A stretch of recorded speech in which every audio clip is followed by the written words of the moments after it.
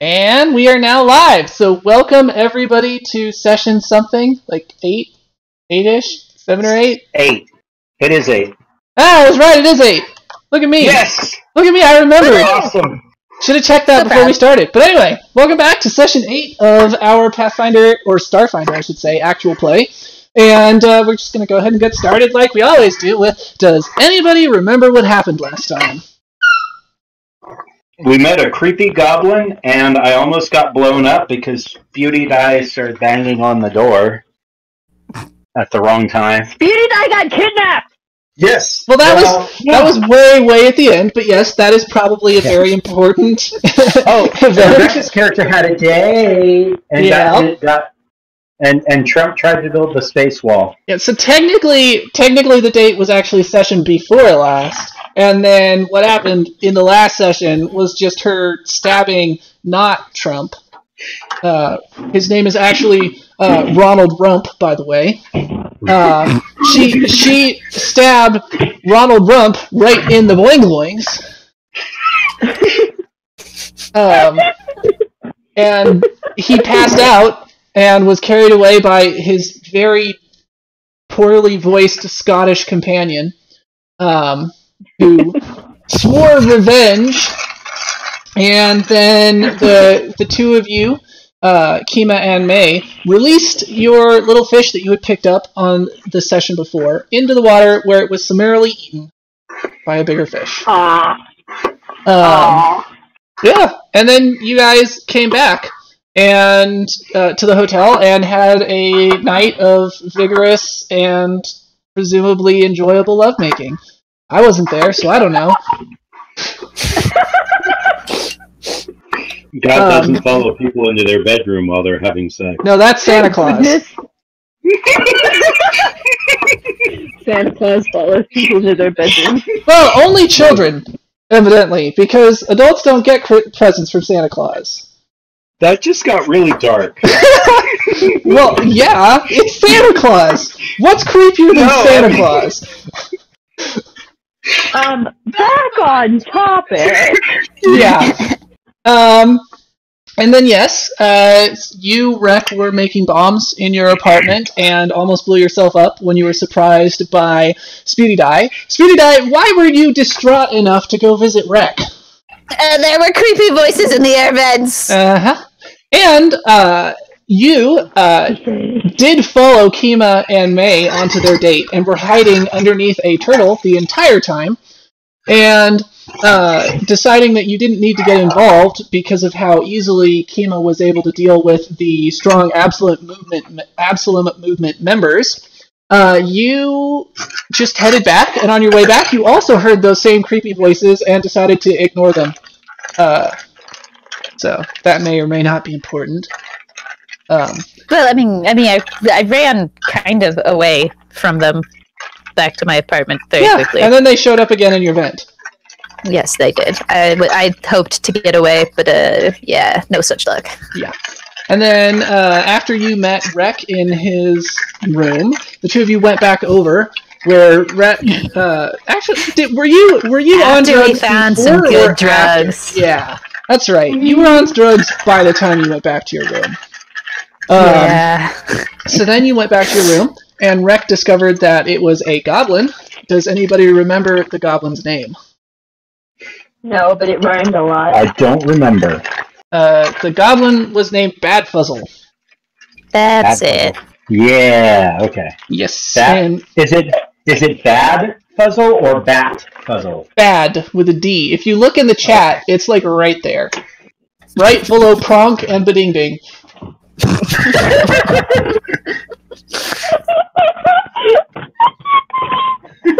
Yeah. So Badfuzzle had quite a few cryptic things to say, which I'll let you guys sort through on your own, and then left through the vent. Then, after some more crying and sobbing, and generally being a very high nuisance, Rek went back to his room, and Speedy Die, being the high and annoying one, stayed in his room. Sparky was also high and problematic last night, I'll remind you, on robot drugs. And Rek, Those are some good robot drugs. you shot and destroyed your replicator in your room. It's gonna be expensive. Well, you never know. I'm a techie guy. I might be able to fix it before. You might be able to replace it. Yeah. So, then, and we are now getting kind of back to where we left off. You were kidnapped, Beauty Die. But you weren't quite as hapless as you appeared. Now, were you? So we'll let the players find out exactly how that went down in a bit once we get to it. But I will remind you that the way the scene played out was a group of shadowy figures did the whole Star Wars thing where they cut a circle in a pane of glass with a robot and then went in through the window. Except the glass was big enough for them to go in, and it wasn't just like a tiny little slug that was supposed to kill somebody. Anyway, and they kidnapped Speedy Die. They kidnapped Speedy Die, but they left behind Speedy Die's arm because Speedy Die was largely disassembled in its bedroom. Their bedroom. It really falls apart when it has drugs, apparently. Yes. Well, yeah, no. That's okay. I still have my foot in my back pocket. Hey, it's a lot more comfortable to sleep without your arm. I mean, like, how often have you tried to go to sleep and you just can't find a good place for your arm? It's got an easy answer. Just take it off. There you go. Like every day. I have that every day. So, let's go ahead and actually start this session finally. Actually, there is one more thing we should do before we get started. Considering the investigation that you're currently partaking in is about to kind of come to a head, I think it would be best if we were to go over what you do and don't know yet. So, what do you remember that your characters know about Dwarvor Creel, the dwarf who was murdered right at the beginning of the game? There was a dwarf murdered at the beginning of the game? I'm teasing. I kid, I remember. It may or may not have been my fault that he died. I don't remember the dwarf getting killed. Because, I started Crossfire stuff. Yes. But, I'm just saying. Your character does know that they're investigating a dwarf getting killed because that's what they're doing for the Starfinders at the moment. Oh yeah, I remember somebody died. I just didn't figure it was important who. Okay, so what do you guys remember about the person whose death you're investigating? That they were part of the Pathfinders Society. Starfinder, but yes. There you go. Is that it? That's it. I remember... Didn't it? Well, there were the two rival gangs that he got into the crossfire of. Didn't he have something to do with a connection to them? Or am I misremembering that? I don't remember that. Indirectly, he did. Okay. So, what your characters found out about Dwarvor Creel was, yes, he is a member of the Starfinders, which is why you were meeting him, theoretically. And you also found out that Creel is a native of the diaspora, which is basically the asteroid belt. And he was known to have ties to dwarves and other mining groups in the region. He was an outspoken champion of miners' rights, and Creel was active in challenging large corporate interests that exploited individual miners and laborers, including astral extractions. And you found out that Creel had personally invested money in the Hardscrabble Collective. In addition, one of his cousins was a member of the group, but she died in a mining accident, the result of safety violations perpetrated by her contract employer, Astral Extractions. So, you know that Creel is connected to both the Hardscrabble Collective and, indirectly, through opposing them, the company known as Astral Extractions. So, okay. Perfect segue. What do you guys remember about Astral Extractions? Absolutely nothing except what you just told us. So, what you had found out was that Astral Extractions is a powerful mining... And I'll point out, you guys didn't find out everything. I'm just giving you what you guys had found out in your research. Okay. Research! Yep. Astral Extractions is a powerful mining conglomerate with business ties throughout the Pact Worlds. Most of the company's operations are centered in the diaspora and the rocky moons of the outer planets, but it has also begun sending scout vessels into the Vast, which is a place. Vast with a capital V, which is like the parts of space that are not particularly well charted. They're just like way out there. Mm-hmm. In search of new claims. The company recently hired one of the Hardscrabble Collective's ships, the Acreon, for one of these exploratory missions, which, real quick, segue, what do you guys remember about the Acreon? I think I've been on drugs too long. Nothing at all? I know what you just said, that they exist. Okay, well... I remember something vaguely about the Acreon, but yes. So yeah, this is why. This is why. We need a journalist. Well, I mean, what you need is to.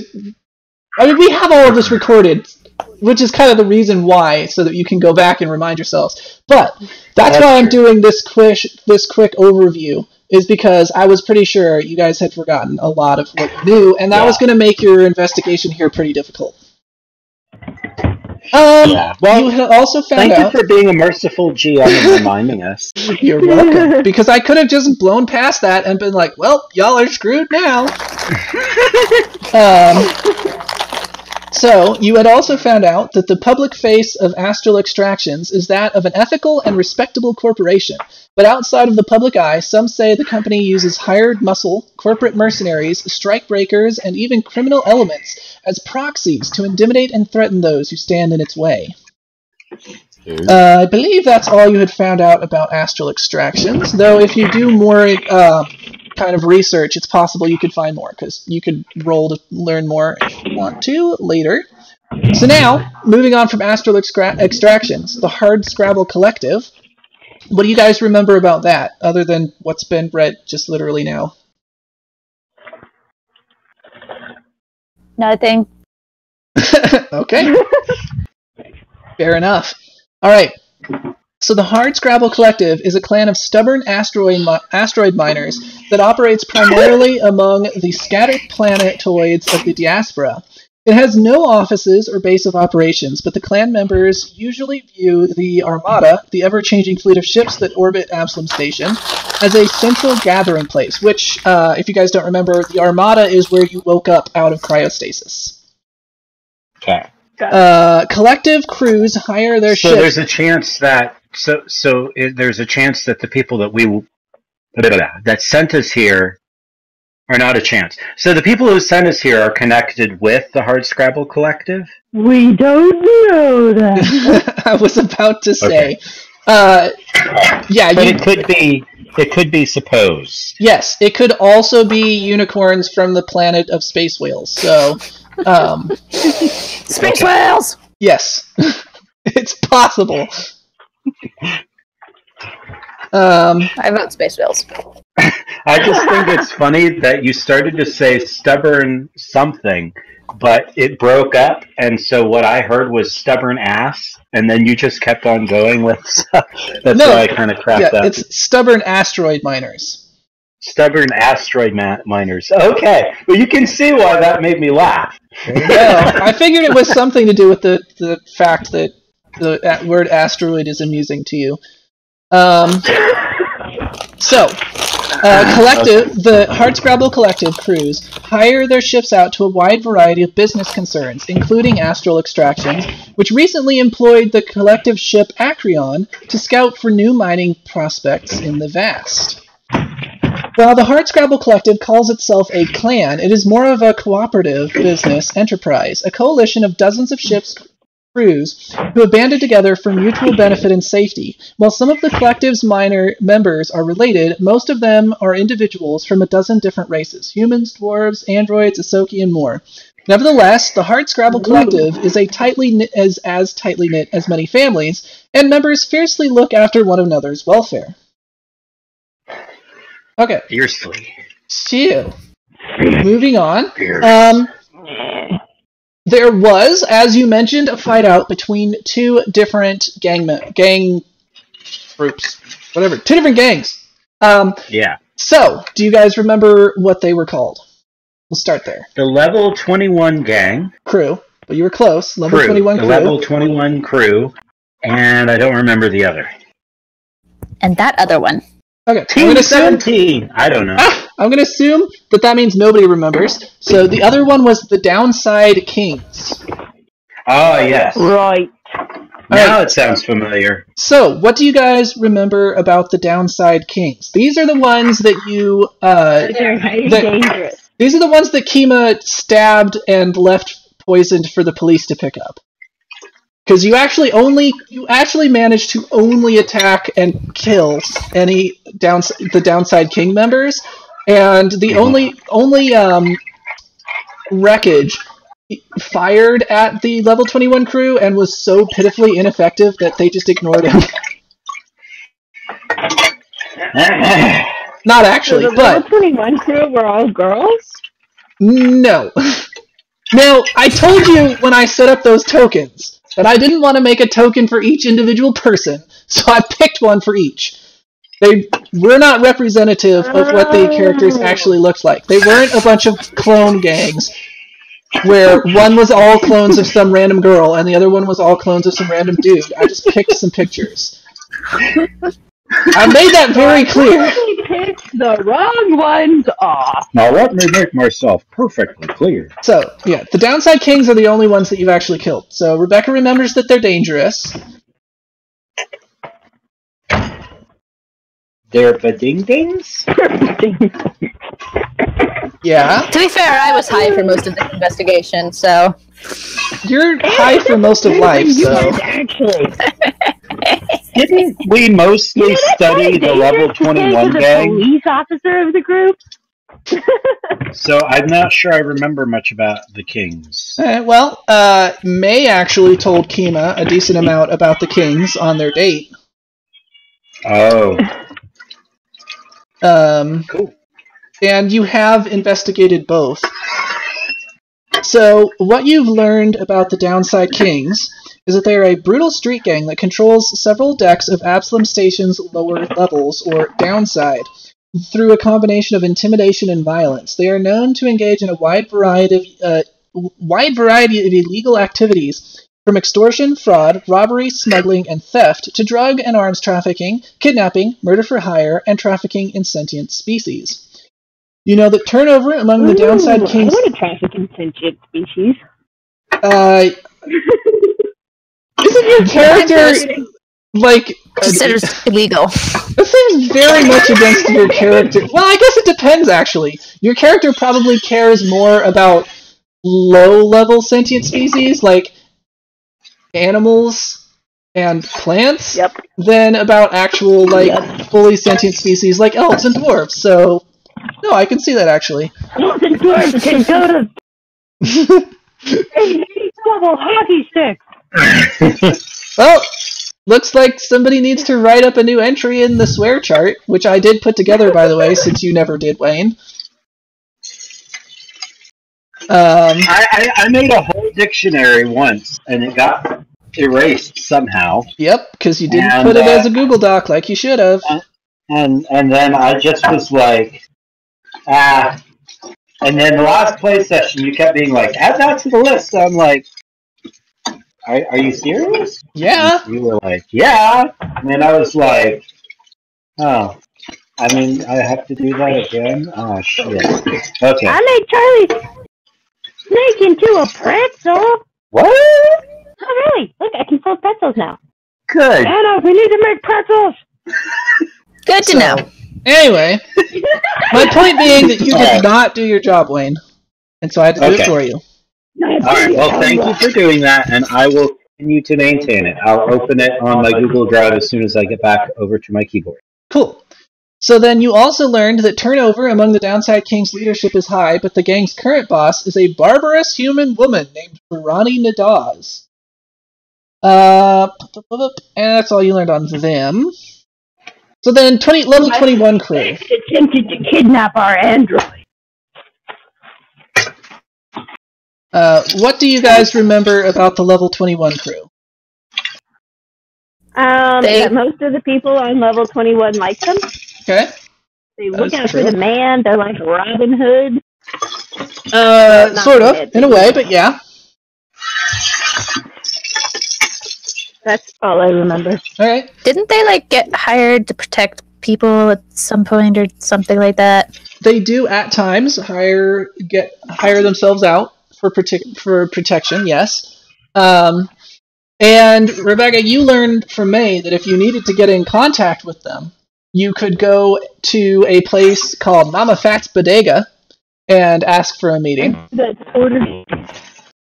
Which I've been kind of suspecting whether or not Mama Fat is Mom. And then Wayne, you Mom from Wayne, listen to him. one of us keeps getting. that would be Spewdy Die, and you don't know about Mom. And I what? Don't know about Mom. Spewdy Die never talked to any of you guys about Mom. Right, but out of character, I know about it. And out of character, if Mama Fat is Mom. Yeah, you'll have to find out. But, I mean, I'll have to find out. I know.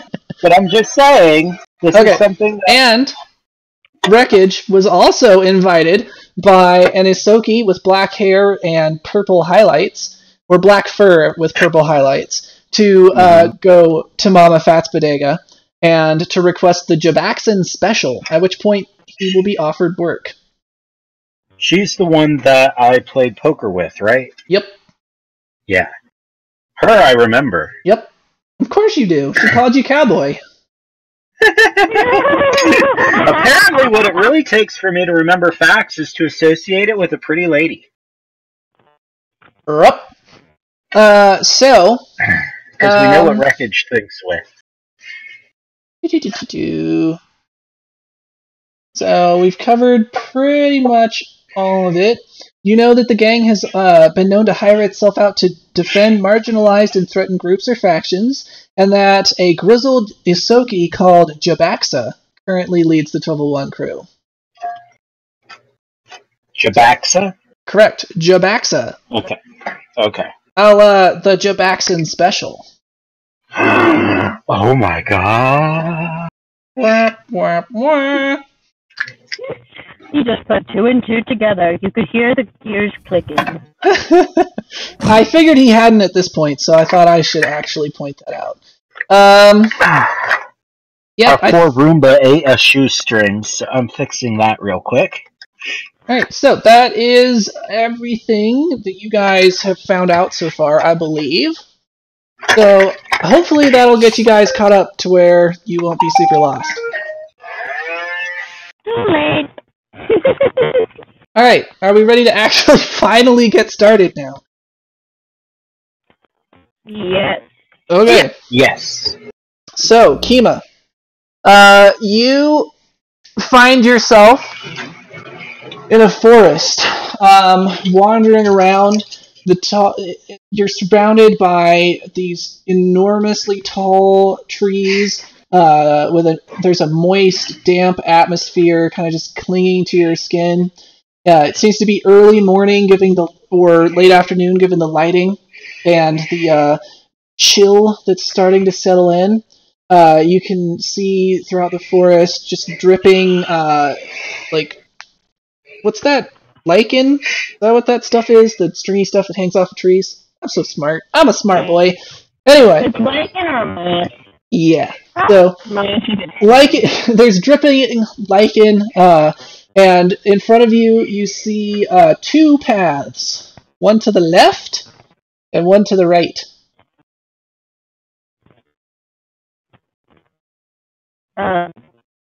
Left. Okay. No, always go right. Right is always right. You go to the left. You go to the left, and you walk for some minutes before you come back to another branch of the trail that looks suspiciously similar to the one that you were just at. And in front of you, you see a sign. The sign reads, just choices. Single word, the word choices. I'm gonna go left. Okay, you go left, you walk for another several minutes, and you come to this fork in the road. Yet again, it looks exactly the same. At this point, you're pretty sure it's literally the same fork. And you see the sign again, and you go and read it, and it says, sometimes they don't matter. Or sometimes it doesn't matter which you choose. I'm gonna go left. Okay, you go left. You come to it again, and it's exactly the same again, and you look at the sign, and it says...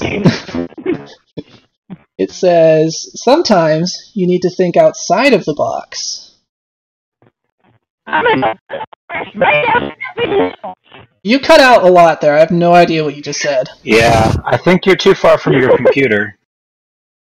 Hey!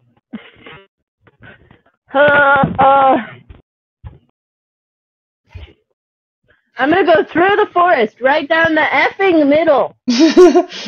It's too thick. You're unable to go into the forest. You'll have to choose a path. What happens if I turn around? You see a path behind you. I'm gonna go on the path behind me. Alright, you go down that path. As you walk, it actually starts to become warmer and brighter. And after a few minutes, you come out into a clearing.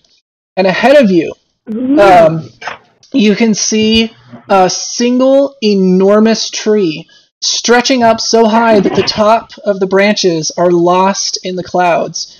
And you see just thousands of green, like,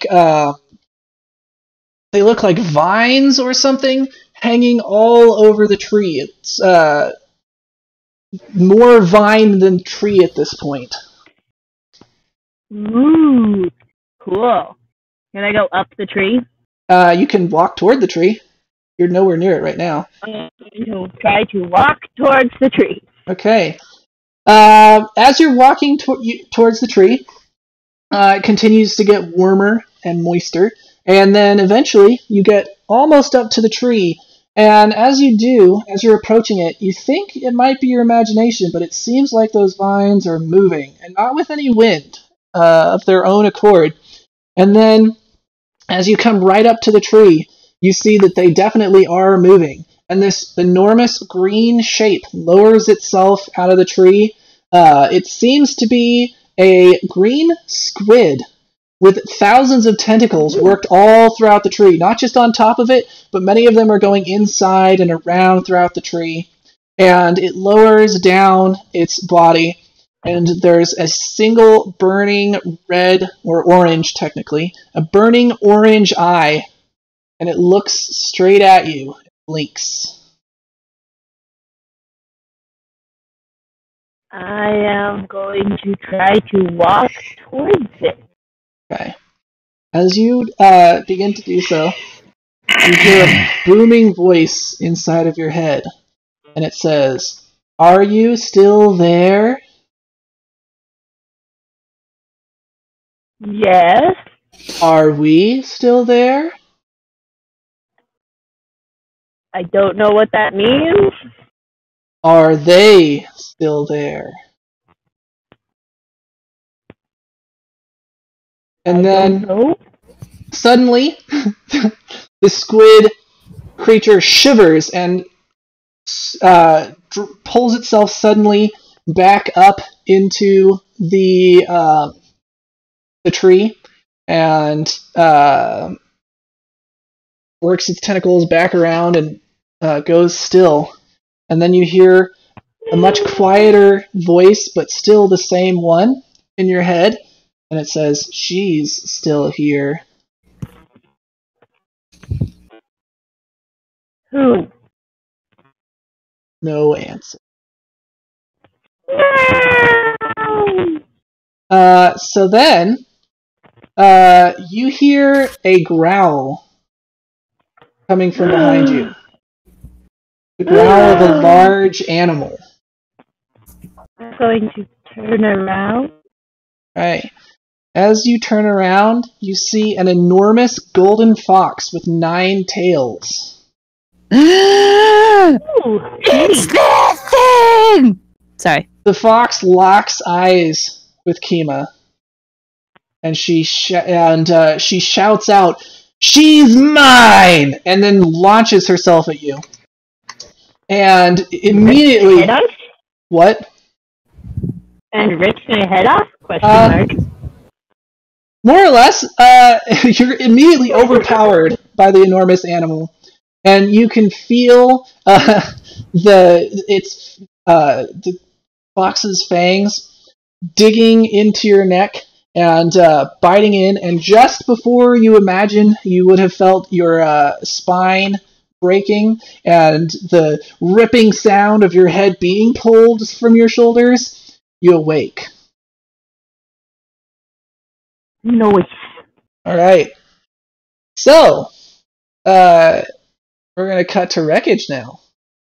Wreckage, you're walking through a blasted desert of red sand. You've been walking for what seems like ages. Your mouth is dried out to the point that your saliva has long since stopped coming out, even as a foam.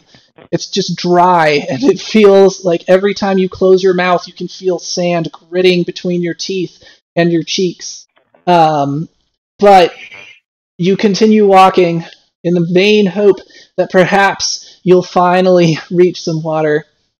Just when you feel as though you can't walk any further, you see ahead of you what appears to be a collection of shacks built out of garbage and salvage, parts of spaceships and buildings torn up and put together in a semblance of living places.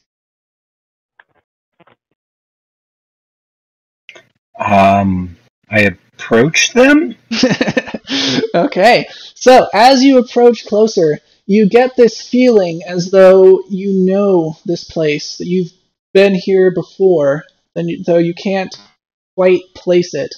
And you start to feel less withered and dried out, almost as if somehow you had drunk some water, despite the fact that you can't remember ever doing that, but clearly you must have.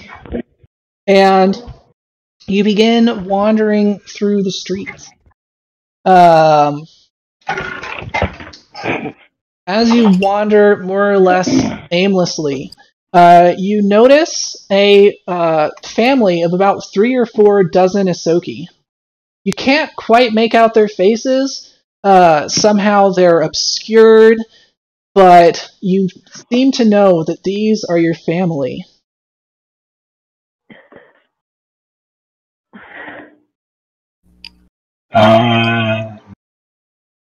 I approached the family. Okay. Arms open wide, I guess. Any particular member that you're heading for?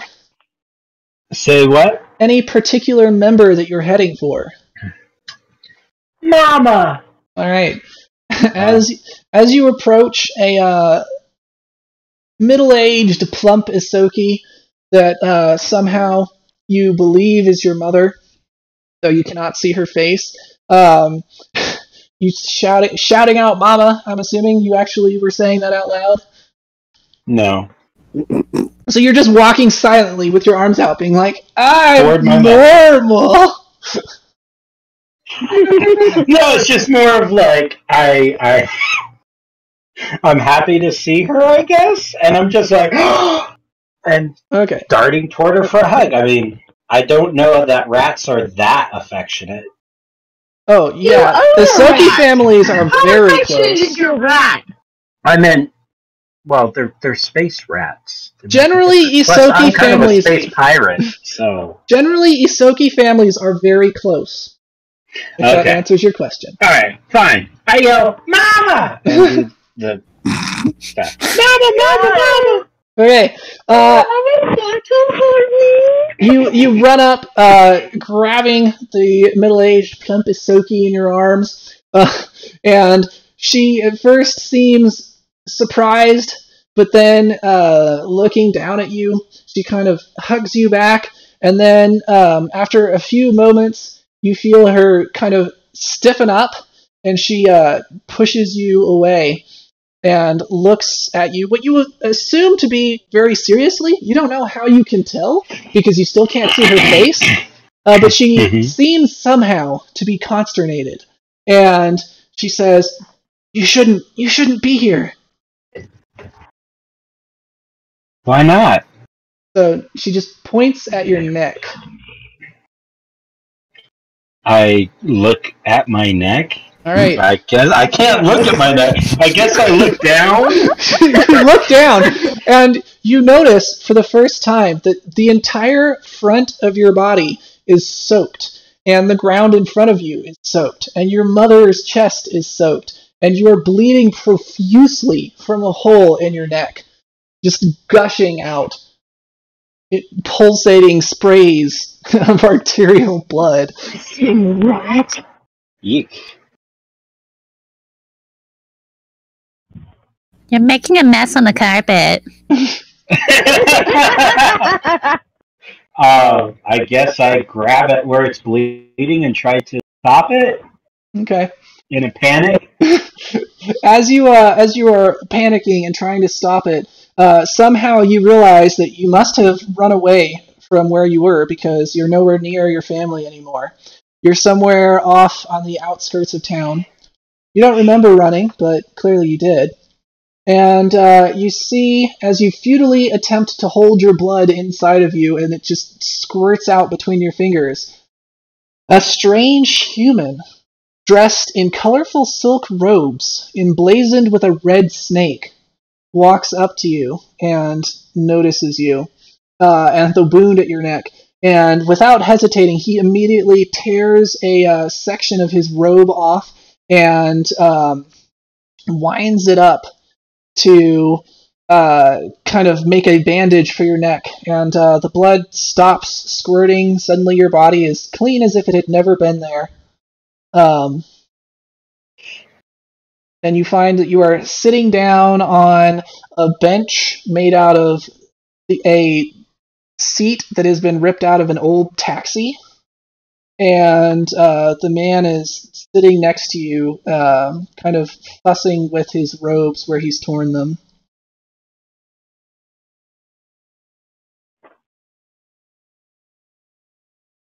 Thank you for helping me with that. What's going on?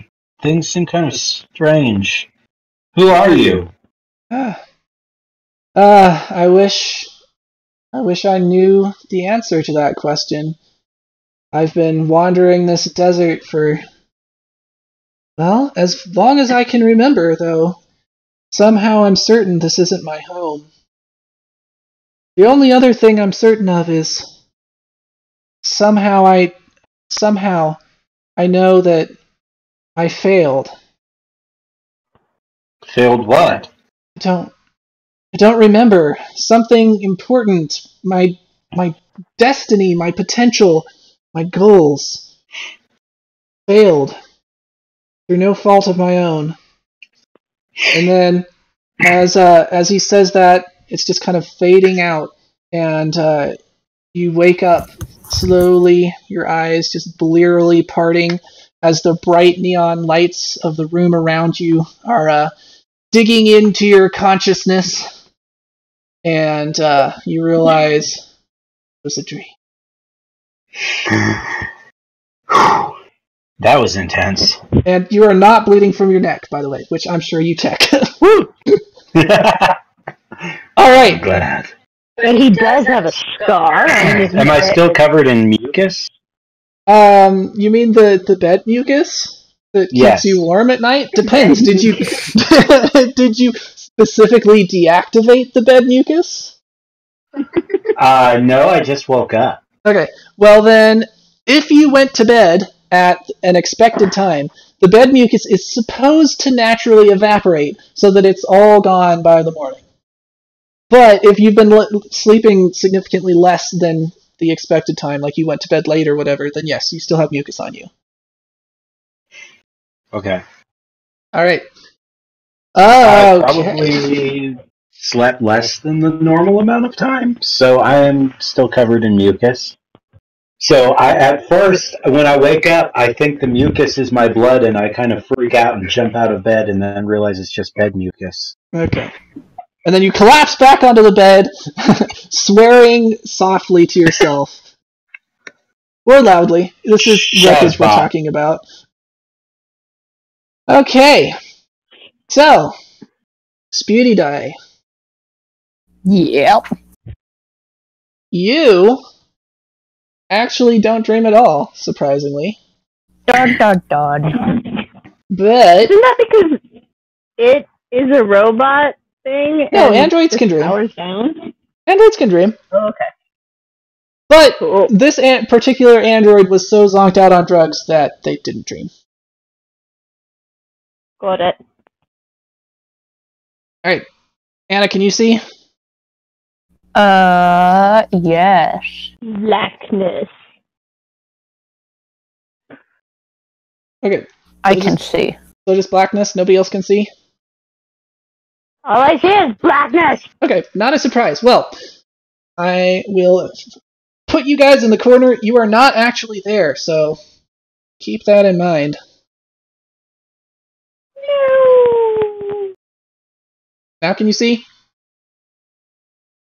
Yes. Alright. Sputy Die. You awaken to see brown and like some little pinpricks of light. That's it. You see brown. Is it sticky? No, it is dry. And you can feel that one of your arms is missing. The other one is tied securely behind your back. And your legs also appear to be tied to something. And Got it. you can hear breathing. So clearly there's someone who is not an android out there, because androids don't breathe. Got it. Alright. Your So, breathing isn't really a simulation. very suddenly, well, yeah, if Sputy Die were to breathe, their breathing would be merely a simulation of breathing. So suddenly, you feel an enormous hand grab a hold of your shoulder, and then whatever was on your head, which you pretty easily guessed was a sack of some sort, is ripped off, and you're blinking in the bright light as you realize that you're in some sort of a room tied to a chair. The one who just ripped the bag off is a very large, muscular, angry-looking Vesk, which are lizard people. And in front of you, you see a woman who you are unfortunately familiar with. This lady. Yes. Farani. Oh, come now, sweetheart. Call me Mom. I've got over this. It's never gonna happen. But it already has, cutie. And she's kind of like stepping around the desk over toward the chair where you're tied up. I know, you're just confused. You're at that age, the wild parties, the orgies, the drugs. I remember it all too well. I was young once too, you know. But family is forever. Well, Bum, bum, bum. the drugs is... I mean, you're right about the drugs. Speaking of which, I mean, since I'm here, I'm kind of starting to... like when you're coming off, that... What is that? It's like a hangover? What is that called again? Yeah, I'm having that. Can you please get me some more? Oh, sweetheart. Come on, give it a few hours. I'm sure tonight we can get something good for you, but for now, I want you to really be here with your mother while we kind of catch up. It's been a while since you ran away. I know you just kind of got lost and couldn't find your way back, so I'm not upset about it or anything. Well, I'm glad you're not upset. But on the off chance of making you upset, I did run away. Go away! Leave me alone! Oh, come now. And she, at this point, she's got her hand on your one hand, which I lied. It's not tied behind your back. It's tied to the arm of the chair. So she's got her hand on your hand. She goes, "Oh, sweetheart, of course that's not true. You just wandered away. I remember you were just enjoying yourself so much. We'd all had that party. There must have been something in those drinks, because everybody woke up 3 hours later and you were gone. I don't know what was in them, but whatever it was strong. It just must have confused you. Because I know," and at this point, she's moved her hand from just your entire hand to where she's holding on to your pinky. And she says, "I know that there's no way you'd ever purposefully leave me." And she grabs your pinky, and just lancing pain shoots up your arm as she bends it backwards and twists, and you can hear the crunching and just ripping as bone and ligament in your finger are displaced and broken. And she just takes it around all the way back and twists it. It has bones and ligaments? Yeah. I thought it was just a robot. It's not a robot, it's an android. We've been over this, Wayne. Don't you know the difference? No. Honestly, no. Yeah, but when Data gets shot, it's just a bunch of electronics under skin. Well, these androids, unlike Data, also do have real souls, so there's no question of whether or not they're alive. And they're largely based off of androids. So while the bones and ligaments are not flesh and blood per se, they're still built very similarly to humans. So they do bleed, and they do have, the equivalent of bones and all of that sort of thing. Okay. Alright, so... It's cool that Pinky just got broken, but cool. So we see Spooty Die screaming in place as Ferrani Nadaz is just smiling still and looking him straight in the eyes as she breaks his pinky and twists it around. Alright, so that was that scene. Now we cut back to the hotel again.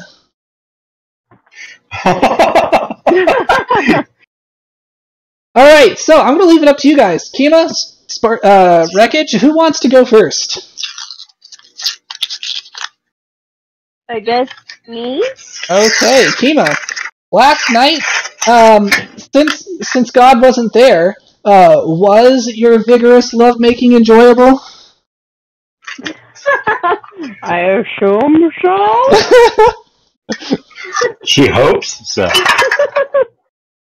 Okay. Do you want to give any details? I'm not even sure I was there, so... So... I assume I was? Kima, you wake up from your dream.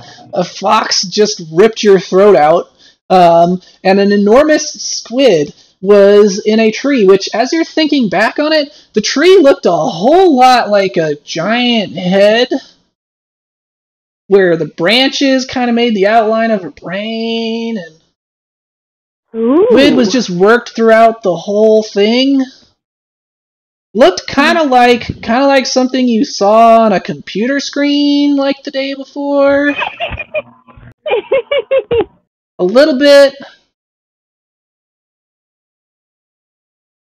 That's cool. Is my girlfriend still here, or did she leave? So, would you like to describe what you do waking up first? I roll over and see if my girlfriend is still here. Okay.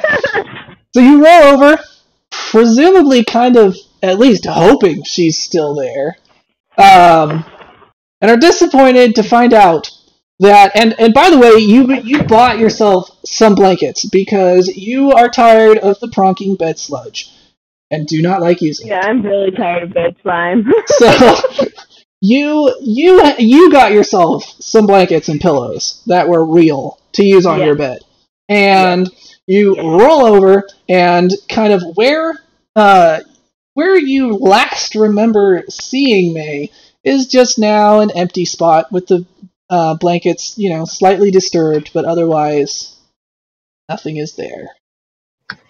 Aw, there's no boobies. No, that's the only thing that's left, is the pair of fake boobies that you brought with you last night. What? No. I'm so confused. Okay, no. So, you roll over, there are no boobies. Aw, okay.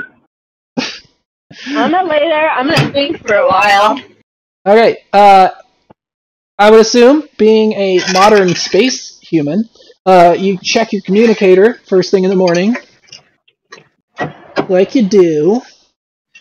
Okay, I check my communicator first thing in the morning like you do. Okay, if you would like to go to your collection, I believe is what it's called. Journal. Go to your journal. There should be a handout. Okay, I'm gonna go look at my journal. It's the one that looks like a newspaper. Third from the left. Ow! On the computer for real! Got it! What journal were you? Oh, you weren't even. Yes, in Roll20. If you will go to your journal. There was a journal on my communicator thing. Yes, it's the one in your Roll20. Alright, so, is there Hi, it's me! is there a handout Alright, go ahead. in your journal? Yes, there's a green note thing. Okay, it is up to you if you want to read it out loud, / to the group. Hi, it's May. Sorry for leaving without telling you. Look, you're cute AF, and I think I like you. Moon? So, the half moon is a butt. The half moon is a butt. Okay, but being with you caused me to make a mistake. Maybe someday. Please don't tell. Oh, please don't hate me. Your friend might be in trouble. Sorry. It has been established that May talks, or, sends messages like that, so... Good job being able to read that.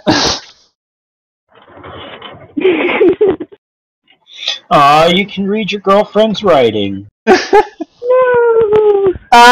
Yeah, so, it says, Hi, it's May. Sorry for leaving without telling you. Look, you're cute AF, and I think I like you, but being with you caused me to make a mistake. Maybe someday. Please don't hate me. Your friend might be in trouble. Sorry. So that's the last thing you've seen from May. No, I must find her! She had such wonderful boobies.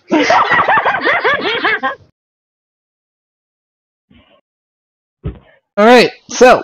That is a second thought. After I roll over for me, I'm like... And I'm gonna go... Which friend is closer to me?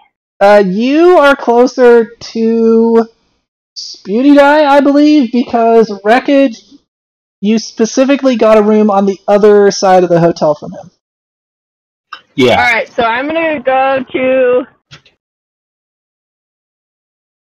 Okay, so I sleep in my shorts, like my basketball shorts and like a sports bra. Uh-huh. So I'm gonna run to Speedy Die's room and not get dressed. Okay. So you run through the halls to Speedy Die's room and knock. You knock again, still no answer. So I don't know if you have a means to get in the room short of destroying the door. I don't have lockpicking? No. It would be hacking? I don't know if you have hacking. I don't think I have hacking.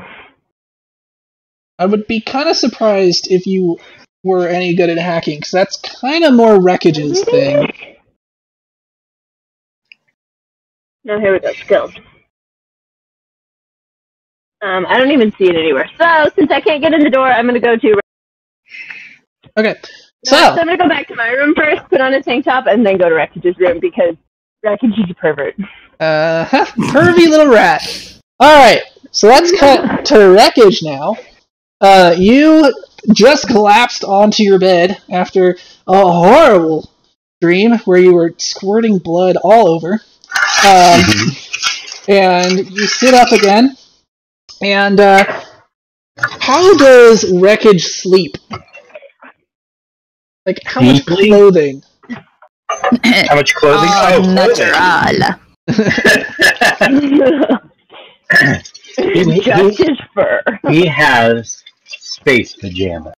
Really? He sleeps in space pajamas? It's like a bodysuit, skin tight, like dark blue with like little ribs. You have fur. How does skin tight work with your fur? Alright, fur tight, I guess. Well, you can have skin tight with fur.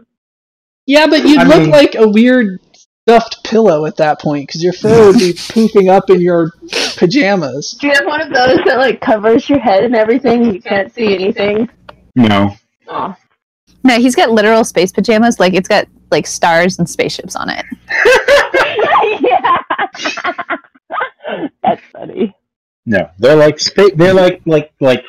pajamas that you could assume that like astronauts would wear. Okay, you wear astronaut pajamas. Cool.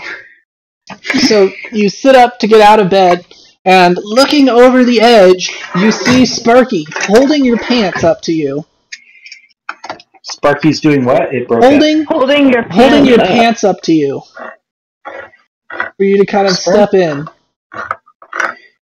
Sparky? Yes. Why are you holding my pants?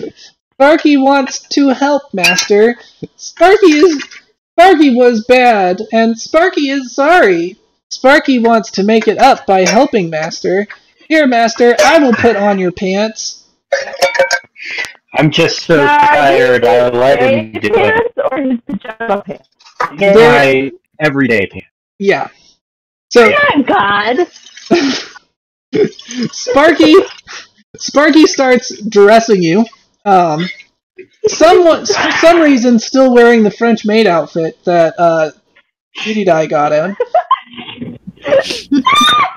Even though I was like right leg, I'm still just tired enough that I'm just like groggily like, whatever. At least I don't have to. So, Sparky completely gets you dressed and kind of like pushes you over to a table in the room, and he puts down a blueberry muffin. It's getting a little old at this point, but it's a blueberry muffin. And Sparky says, Sparky has breakfast for you. Don't starch my shorts. Don't starch my shorts. Sparky does not know what you mean. Wreckage does not wear shorts. And Sparky does not do laundry. Just rest your dress, sexy little song. I'm not going to tell.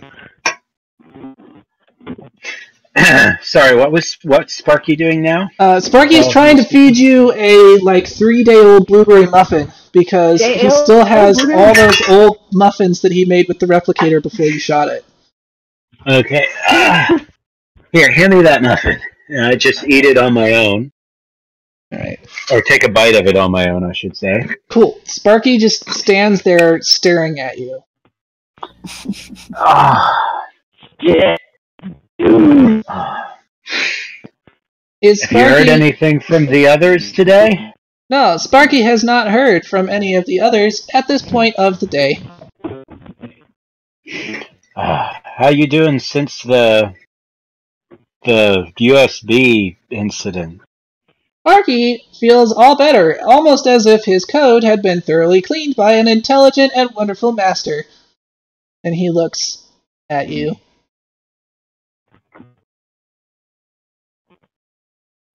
Alright, that broke up really badly. I couldn't understand a word of that. Sparky said that he's feeling fine, almost as if a smart and intelligent master had thoroughly cleaned his code. Which you did. And then he stared at you meaningfully. I pat him on the top of the head and say, "Good boy." He lifts one leg and kind of does that tapping thing. He's got like 6 legs, which is like one of them in the back is tapping. I scratch his special spot, which isn't as dirty as it sounds. Sure. All of his legs on one side are just like vibrating. So then you hear a tone sound. What do space hotels doorbells sound like? No, just kidding. There we go. It's not a ba-ding ding, it's a ba-ding. There we go. Ba-ding! Oh no, it should do that Star Trek thing where it's all like. Yeah, no. Just kidding. So then Sparky goes, "Oh, someone is at the door." Sparky will go get it and rushes over the door, trying to be very helpful, and opens it. Standing outside is a fully clothed Kima. Fully clothed. Not in my normal clothes, but at least I have my shirt on. Yes. A mostly clothed Kima. Cool. A tastefully clothed Kima. Can I see that Kima is at the door, or does Sparky have to tell me? You can see it. You can see the door from where you're sitting. Hello, Kima. Come on in. No time for that. I need you to come hack Beauty Dye's door. Don't argue with me. Just come on, let's go. Okay. You grab him by the ear and just start pulling him while he's still trying to eat muffin. What did Beauty Dye do this time? He's not answering the door. Come hack the door. And I think he might be in trouble. Oh, just that. Okay. I can get behind that. Let's go hack something. Okay. So I head to hack the door. Cool.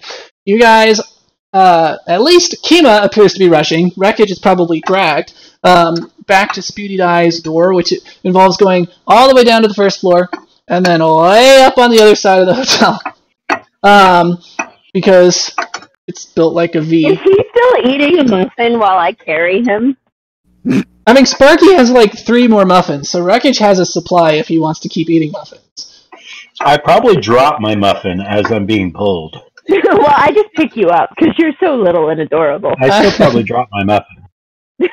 You just got him like under one arm, like you're carrying a football. Yeah, exactly. Alright, so you guys arrive at Spooty Dye's door.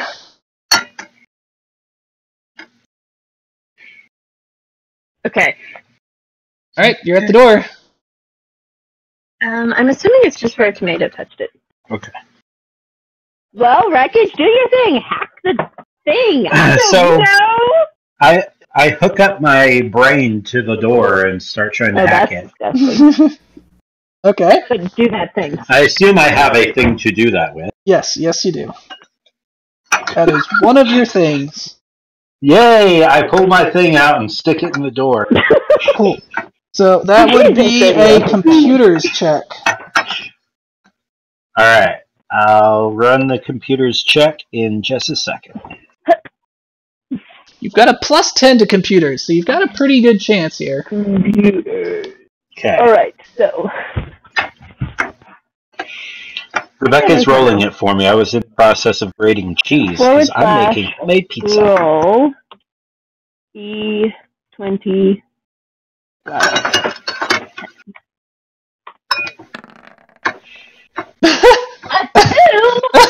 Alright, Wreckage, you clearly have not had your morning coffee.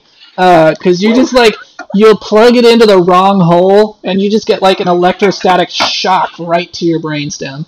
Zap! With the plus, at least it's a 12. Do I wet myself? Yes. So that wasn't great. Can you roll again and try to plug it into the right hole? How about I go get some coffee first and change my pants? Yeah, also, Wreckage... Well, no, Sparky dressed you, so I guess you're not undressed. Yeah. But really, I think I should go get a change of clothes and some coffee. Fine, but we'll go to my room. So we go to my room, and I have the replicator make coffee, and I put him in my clothes so they're way too big for him. Okay. As you're heading over to your room, you run into Lynn Dragonsong, kind of just walking down the hall.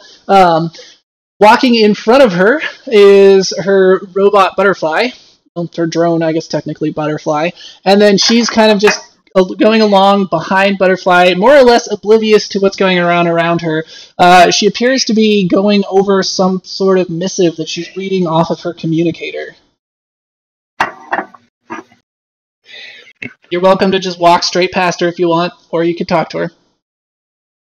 As we go by, I assume Rebecca's character continues to just zip past. Yep. All right, I just like zip past behind you, see who it is, turn around, and I like coyly smile and wave and go, "Hi, Lynn." You know that's not going to get her attention, right? And then keep on following Rebecca's character. Okay.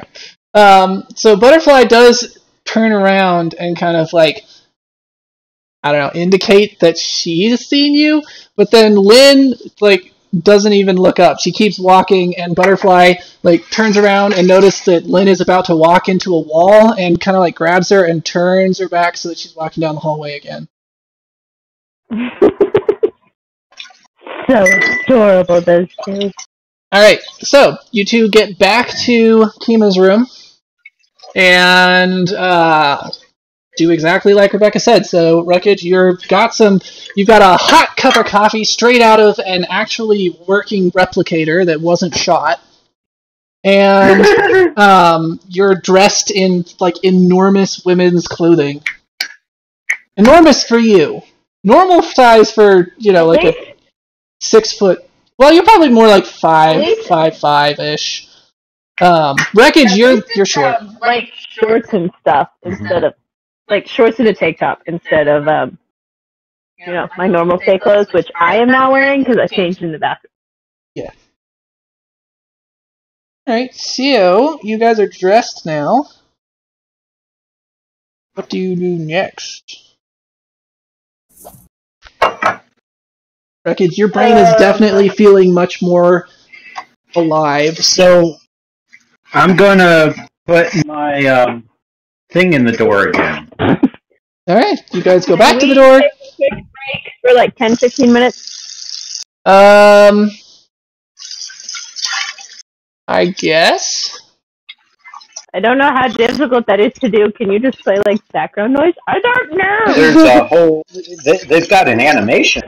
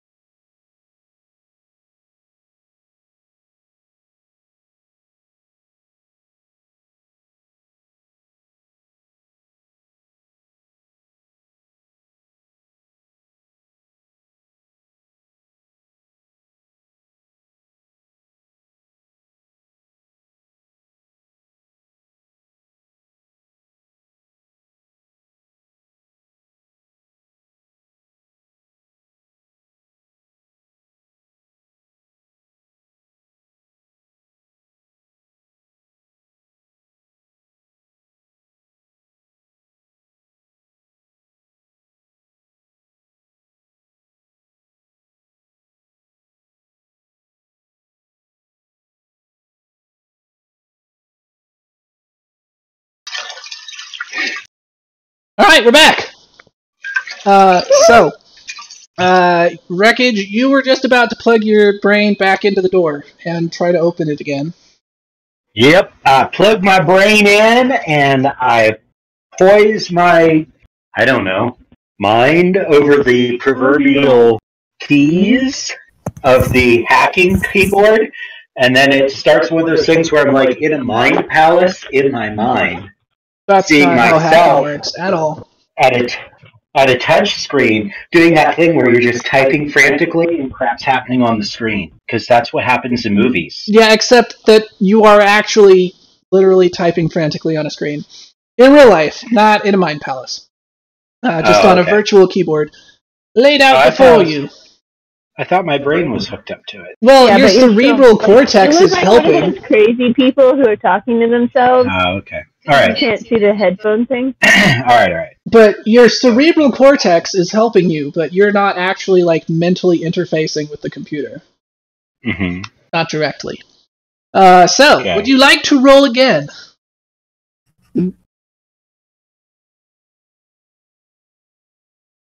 How do I do roll again? /R. /R? Yes. I always type out, but I guess so exactly what you typed, except you need to do /R, and then there you go. Here, I got a 6, so 16. But all right, you roll worth whack. I know. Well, this hotel doesn't have the greatest security, and you're already familiar with the room, so you are able to get in with a 16. The door slides open. You can see the room. All of the random knickknacks and God for having mercy.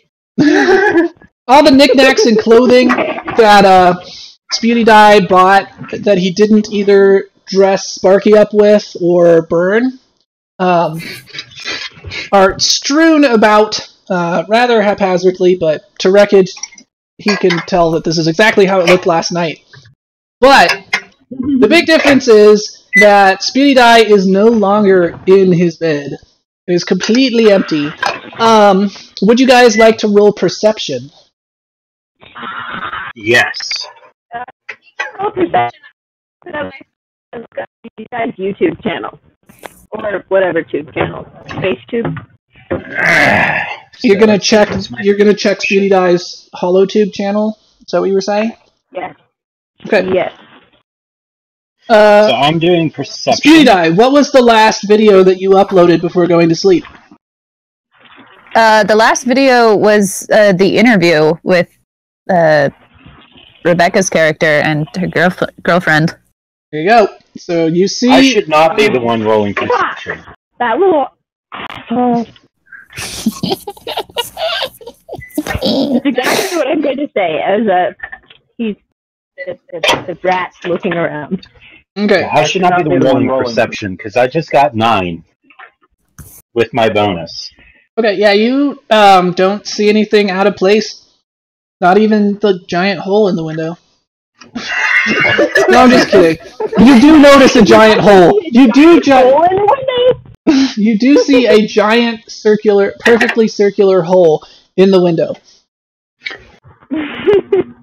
Kima, would you like to roll perception? So There's a big hole in the window over here. upon actually seeing the Kima is then going to look around, which, give me a second, I want to find it.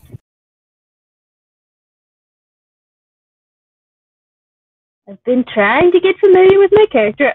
Minus one! This is going to go well. So very well.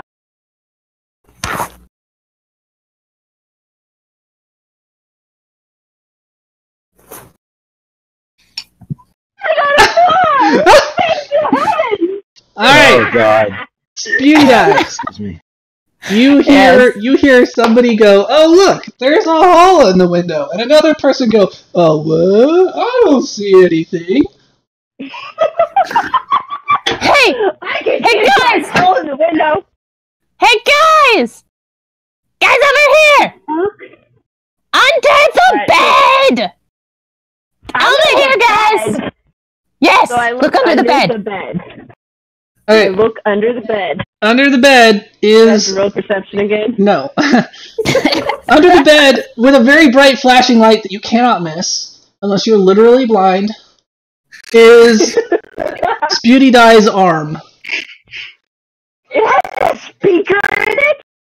Hi! Yes. Speaker in your arm? Well, I of take course. the arm and, like, hold it out in front of me. Hey, gentle! I can't see shit! Okay, Anna, you are down to 2-word sentences. Okay, right. Right, with 2-word sentences. So let's see, I said careful.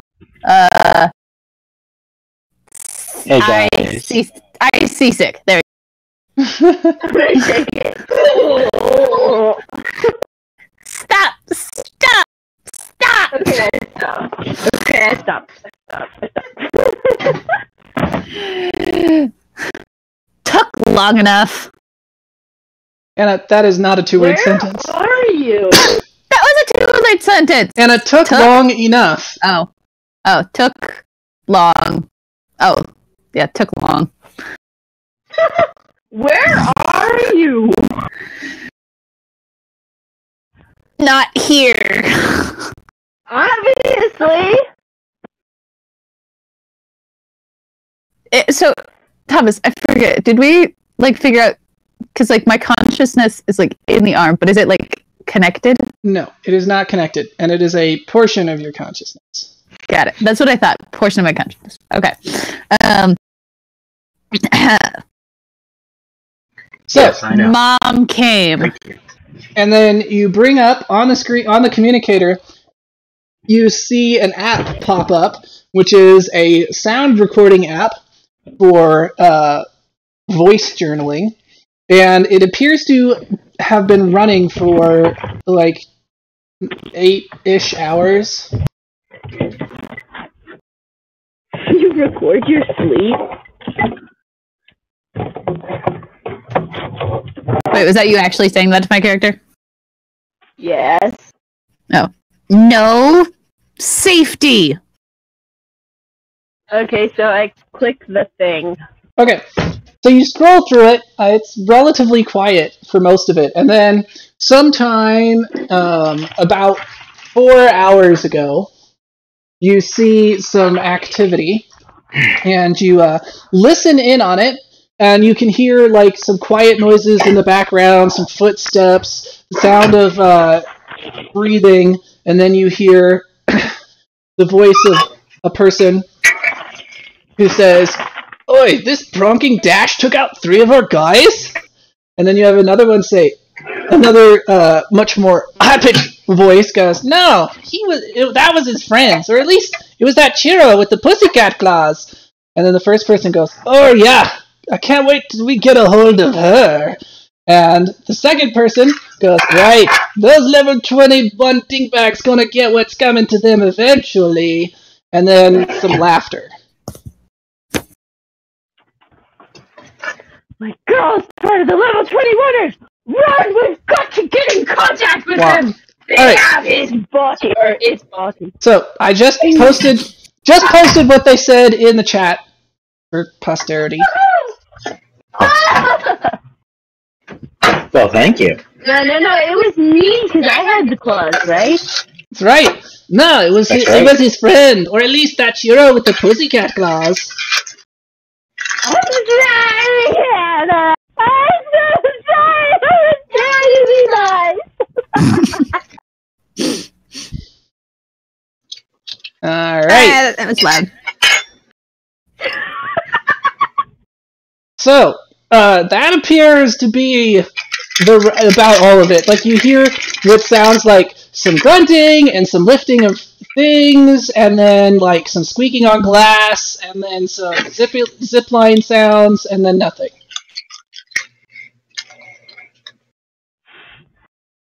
Okay, so, is this all in my head? No, this is playing over the speakers on an arm that is Beauty Die's, which is the arm where which is the arm that Beauty Die keeps their communicator on. Alright, so I know how to get into touch with the level 21ers. I don't think I've told the rat. I believe there was a scene where you two were like, wait a second, I know a thing about how to get in touch with them. Didn't you say we were supposed to meet at Mama Fat's? Yeah, I was supposed to meet at Mama Fat's and ask for a Chibaxon special. Oh, wait a second, cool. Yeah, that's the level 21 crew. Yeah, Okay, I told cool. him. So I'm gonna hit the rat in the back of the head and say, go get your stuff. We're going to Mama Fat. Do you hit him? I'm gonna run Do you over hit there Wreckage and with Spewdy Die's arm? Yeah, with Beauty Guy's arm. Yes. Yes. I just look stunned. Right underneath his back. I just look stunned, kind of shuffle on my foot, grab my head, and run toward my room. Sparky is following with a band-aid. Oh, you have been smacked, Master. Sparky will give it a band-aid and kiss your boo-boo. Sparky gets the Shut band-aid up, on, Sparky. and then they have to rip the hair out when they take the band-aid off. Yeah, so Sparky does get the band-aid on the back of your head and is, like, trying to kiss you. He's gonna kiss your head. I'm still running, though. He's got to keep up. Yep. You're gonna get caught in the elevator. Oh, we get in the elevator, and then he kisses my head. And, Is there anyone else in the elevator, though? is there anyone else in the elevator? We're just in the elevator, and there's, like, elevator music playing, and there's a rat there out of breath, as Sparky is, like, kissing my head all over, and I'm just standing there, like, fuming. People are, like, edging away from him. Yeah, pretty How does much. that work? Yep, Okay. that's about what's going on. There's like a weird walking fish person, like trying to act like he doesn't notice you're there. Okay. As we exit the elevator, I like smack the back of Sparky's head and say, "Prunkin' robot." Why would Master call Sparky such a mean thing? Sparky is only trying to be as helpful as he can for Master. You're kissing me in the elevator. Yes, Sparky is kissing your boo-boo, Master. You have been hurt by the lady, the nice lady, but this time she was not nice. She was mean to my Master, who I love the mostest. Believe it or not, Sparky, I am not a baby. I don't need band-aids for my boo-boos and kisses and things. I am a grown Gask man. And you don't have to be my mama. I turn around, and there's, like, tears in the corner of my eyes that I am obviously trying to hide as I continue to run to my room. Okay, well, Sparky is just like, he's just doesn't even exit the elevator. His little face display is just like giant crying face emojis, and he's all like slumped down, and the elevator doors just like close on him, and then the text above the elevator says "going down." I feel kind of bad for him, IRL. So, yeah, Kima, what are you doing? Rushing to your room and getting dressed and grabbing your pussycat I claws? rushed to my room and realized I actually don't need to grab anything because I already have my weapons on. Yeah, makes sense. And, you know, I don't have anything in my room. Alright, roll perception for me. That's gonna go amazing! You never know. You could roll a 20, or you could roll a 1 and get a 0.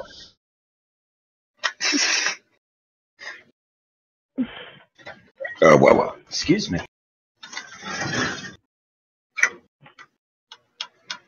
I A 3. don't know. Not great. But as you're kind of like rushing around your room before realizing you didn't need to pick up anything, you notice that the bed area still kind of smells like May. Still kind of smells like what? May. May. Ah.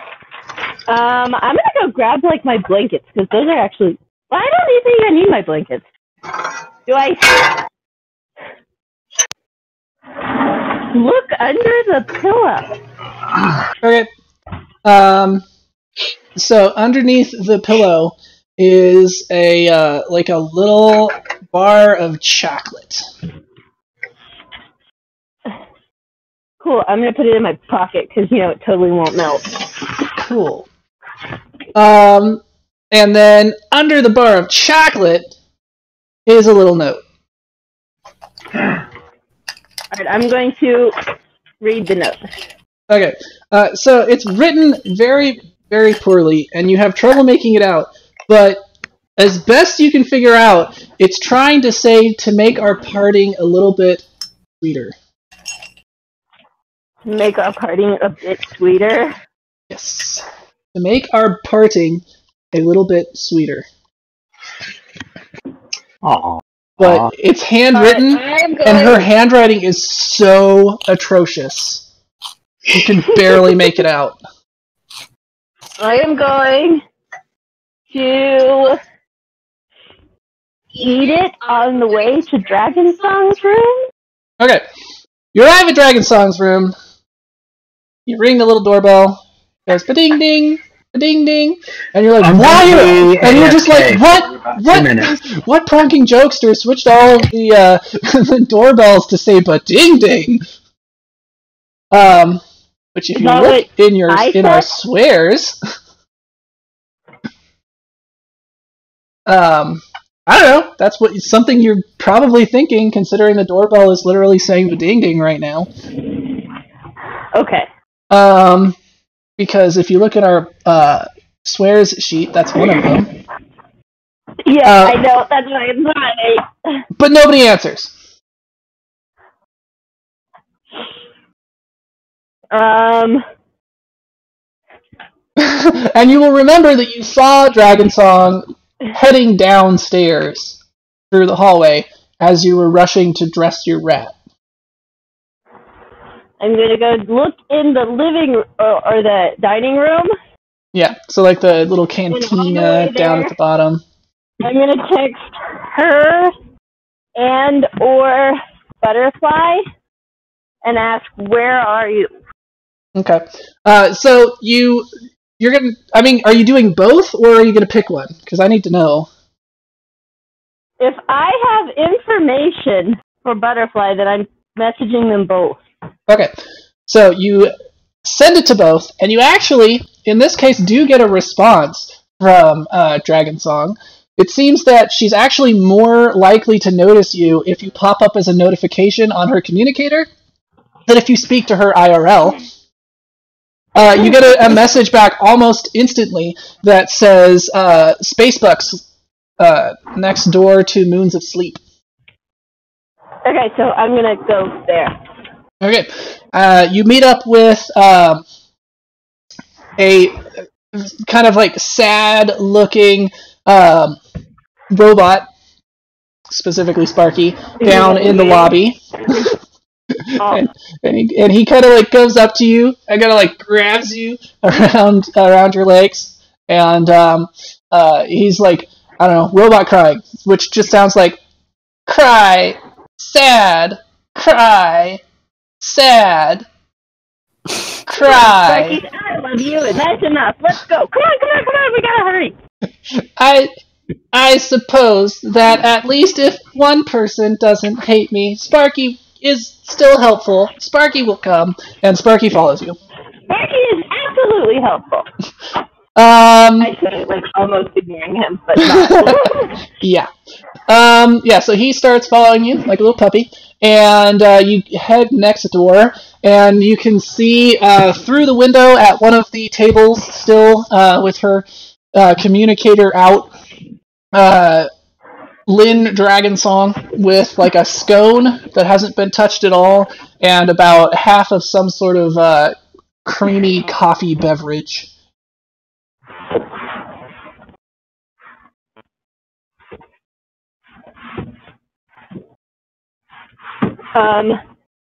So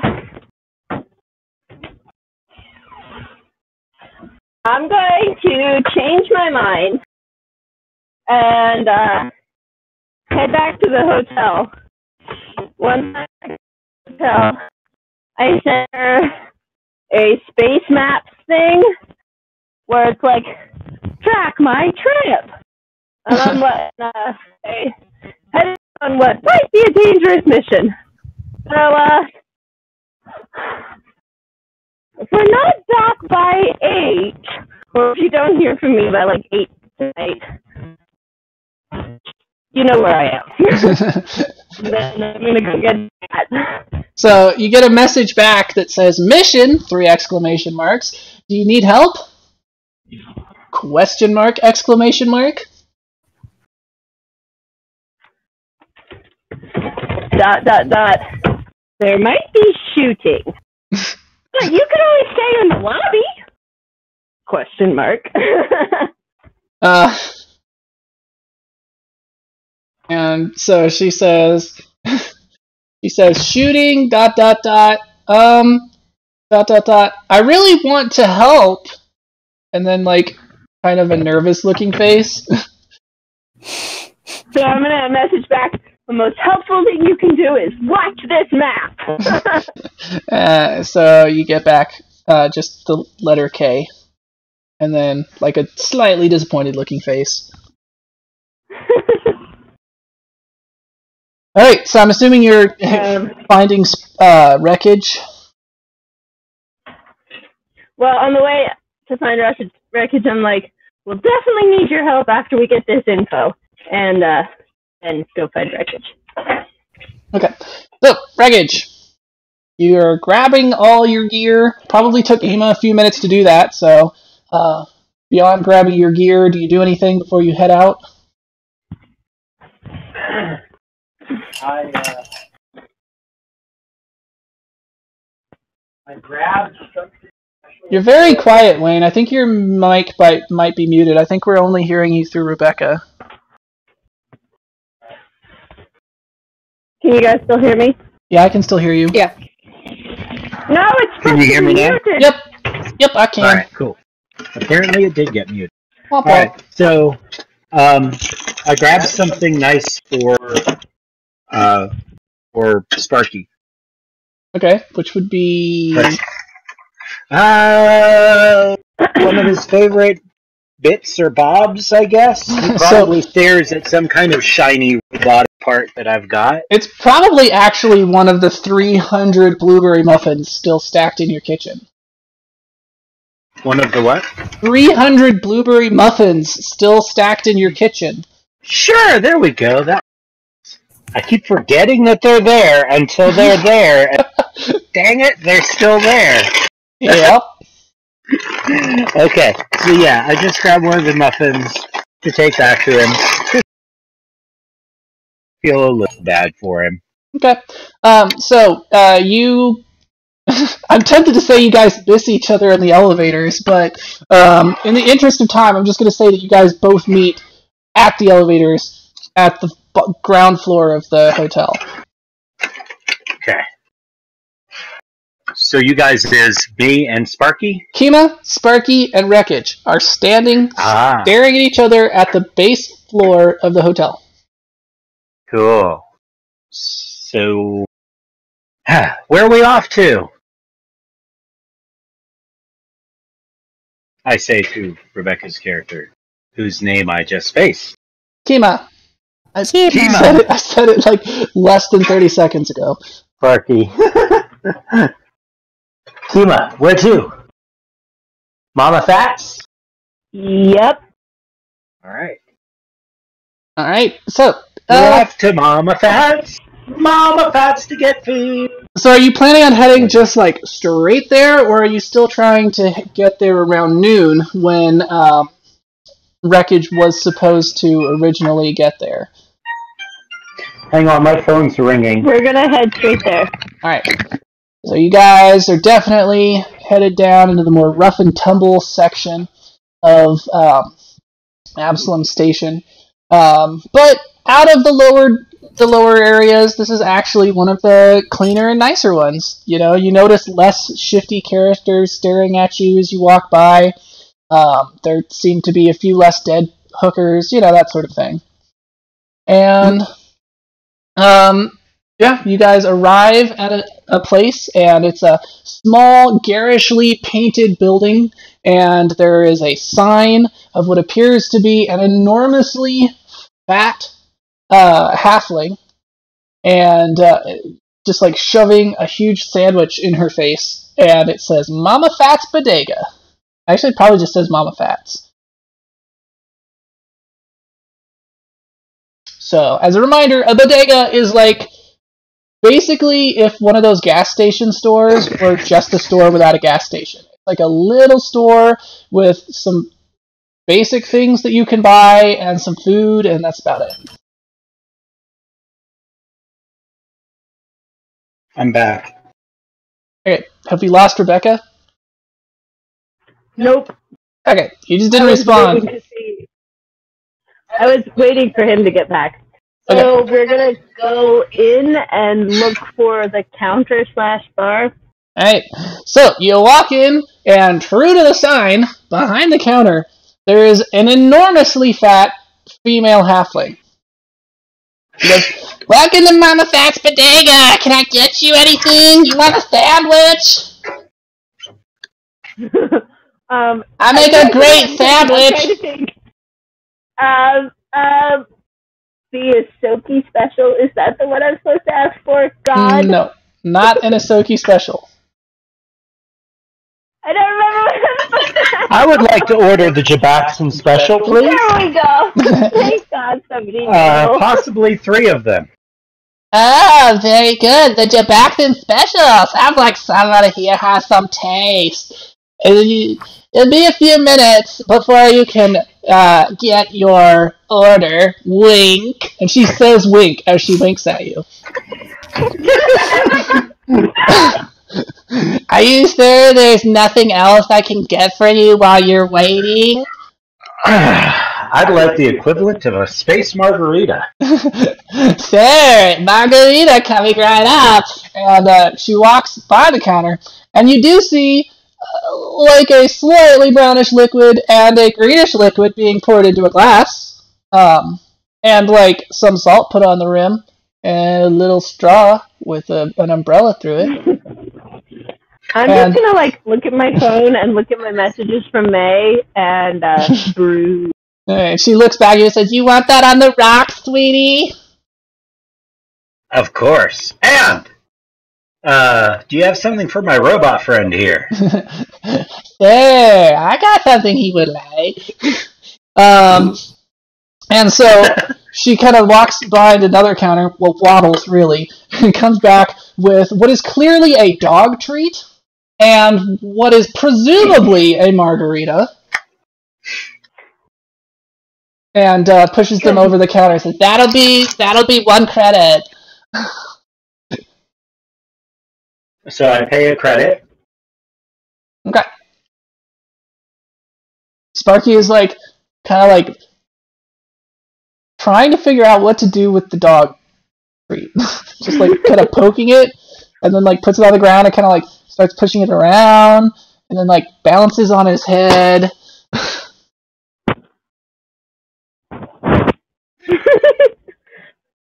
I'm gonna like pat the little robot, like absent-mindedly, but it's kind of cute, so pat. Yeah, he's still wearing the French maid outfit unless someone has made him take it off. You know what? Nah, I'm not gonna make him take it off.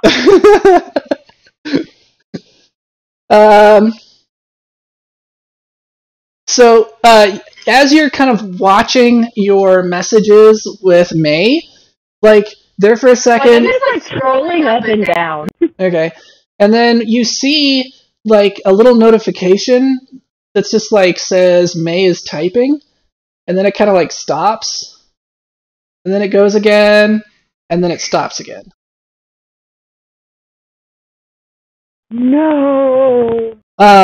So then, Wreckage, what's going on with that drink you got? It's gone. I chugged it. Alright. It was actually really good.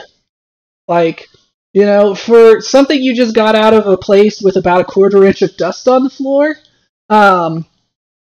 this was a pretty darn good margarita. Cool. So you guys wait a few more minutes. Wreckage is starting to feel pretty good, a little looser, starting to kick in, and then you see kind of like a light in one of the back rooms, like changes colors, like kind of flashes, and then Mama Fats goes, "All right, it sounds like they're ready for you if you want to head back." And she points to a door in the back of the room. I will have to insist, though, that you leave your little robot and any weapons you have here at the front desk. I'm gonna like cuss a little under my breath and then just take off my weapons. Okay. So basically, if you're trying to hide anything, let me know. Otherwise, I will just assume that you hand all of your weapons over. So I hand all of my weapons over. For comedic effect, can I say that I have more weapons than my character actually has? Because I would like there to be like several minutes of just unloading crap. I mean, there is, except it's not all weapons. You've decided that like all your random electronics and crap count, and you're just like throwing them on. You like take your fake eye out, and you're just like, yeah, there's just you're just like, that one shoots lasers. It doesn't, but you think it's cool to tell people that. Yeah. And of course, about right. And then, of course, as I'm getting ready to go in, the lady like looks at me suspiciously, and I grab the one out of the prison wallet and pat him on top of the pile. Really, the prison wallet? It can't just be your fake. Ding ding. I mean, well, he's got a fake leg. Don't you have a hidden compartment in your leg? Yeah, I do. All right, so nobody's hiding any weapons? That's where I'm actually hiding the hidden weapon. Okay, well, she is going to do a perception check. This is a warning, and those can be noticed, so you are running the risk of kind of a diplomatic incident. I won't be that stupid. I'll take it out. Okay. Alright, so then you guys head back into a room completely different from the bodega. As soon as you step in, you can see that the other side of the door is actually like 3 inches of steel. Wow. The windows are barred and appear to have bulletproof glass on them. And the furniture is nice. Much of it is like expensive woods, and then sitting behind a black mahogany desk is a Seki who looks like so.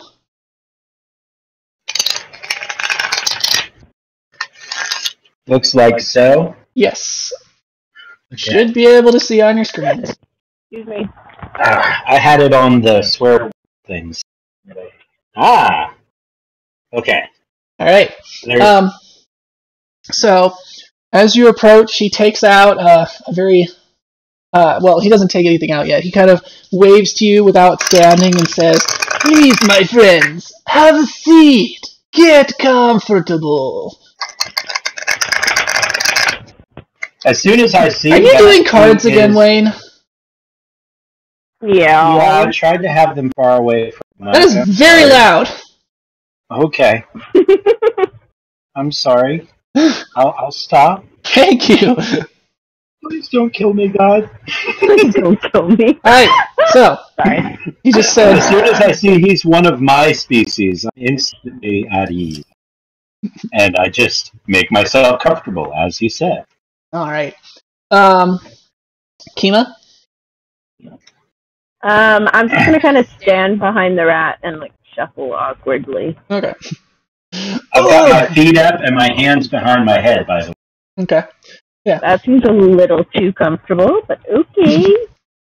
Come now. Pretty girl like yourself has no need to be afraid of old Jabaxa. Have a seat. Be comfortable. After all, I do owe you. Seems you took out 3 of my enemies not a week ago. rather stylishly, from what I've heard. And so 3 people walk in, and you recognize at least 2 of them. Specifically, one issue. What? Well, I didn't take an arm out of my backpack. Did people let me carry the arm in? Yeah, no, nobody commented about an arm sticking out of your backpack. Okay, good. Because I just have a random arm sticking out of my backpack. I didn't think about that until I was in the room. Yeah, no, it's fine. Okay. Totally fine. And nobody has even commented on the arm. People are just like, she's got a robot arm, who cares? Cool. And so, entering the room are 3 people. You kind of, like, all of them look sort of familiar. And Wreckage, you definitely recognize the black-furred Isoki. I recognize him? You definitely recognize her. The black-haired Isoki. Oh. She's the one who told you to come. Kima, you recognize them, including the black-haired Isoki, as being the gang members who were present when you first arrived at Absalom Station and the shootout started. Thank God I took on the right side. So he says, please, go ahead and have a seat. Do you? I kind of half perch on the edge of the seat and say, I don't mean to be blunt, but this is really important. And I start playing it where it's the message on the arm where it starts talking. Okay. So he listens interestedly, and he goes, they think you are with our gang. That is not good news.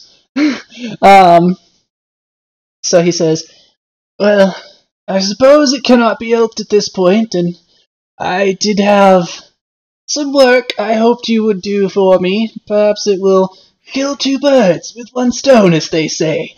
And he pulls open a drawer, and the first thing he pulls out and places on the desk is an enormous pistol. Then he pulls out 2 glasses, and a jug with no label on it, and kind of pours into the glasses from this jug. A little treat from back home, just the way we used to make it on the homeworld of the Isoki that I forgot the name of. Dang it. I'm going to look that up while I keep talking, and then I'll tell you later. So he pours that out, and then he says, we are friends, are we not? Friends? Associates?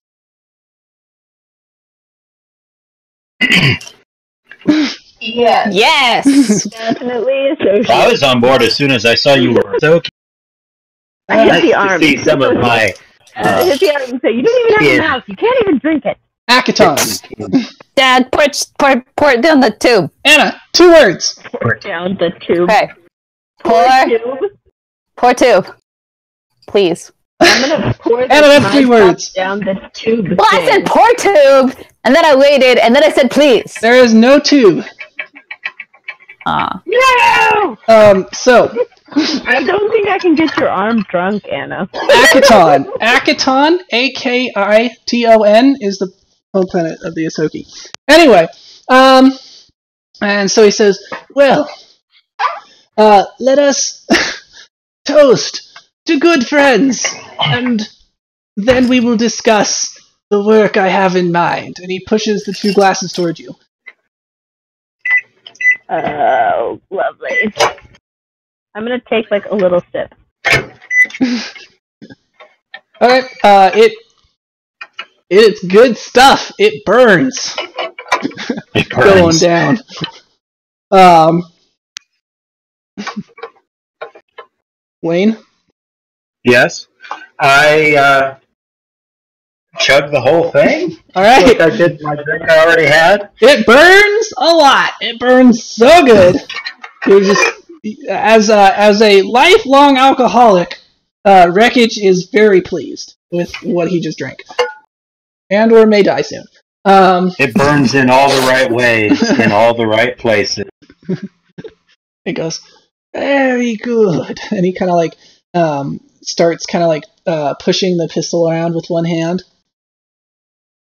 As you've noticed, it seems that well, the Downside Kings and us have never gotten along terribly well, and recently they've killed a client of ours.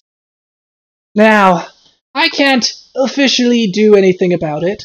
I'm not interested in starting a gang war. I have people here to protect, and that wouldn't do anyone any good. But some free agents such as yourself, perhaps you could make a move on them. I can provide you with a little bit of information, and of course, some recompense when your task is done.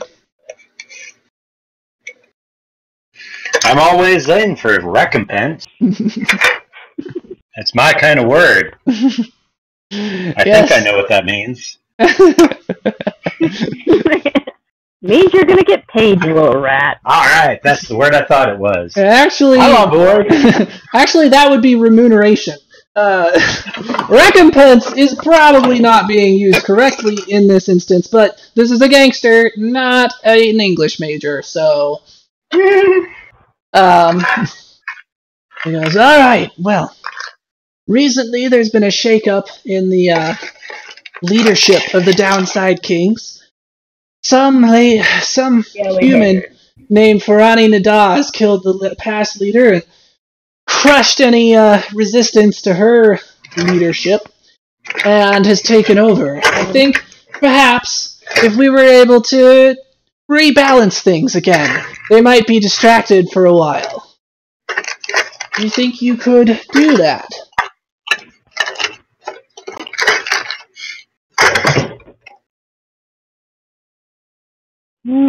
Cricket. That. Interesting proposition. How exactly do you think this could be obtained? Rather easily. You see, the Downside Kings, they own a nightclub called the Fusion Queen, and they also double that location as their base of operations. If you were to head in there, unbeknownst to them, perhaps sneak into the back and take her out, seems doable. You're cutting up really bad. Everything's dying. What? I can't hear you. I said everything's dying. Yeah, my computer was freaking out there for a minute. Can you hear me again? Yeah. It was funny because it went, everything's dying. Alright, so he told you that the Downside Kings have a nightclub called the Fusion Queen that they also use as their base of operations. And if you were able to go in there and make a quick hit and get out, it would be pretty achievable to take out Farani Nadaz. Okay.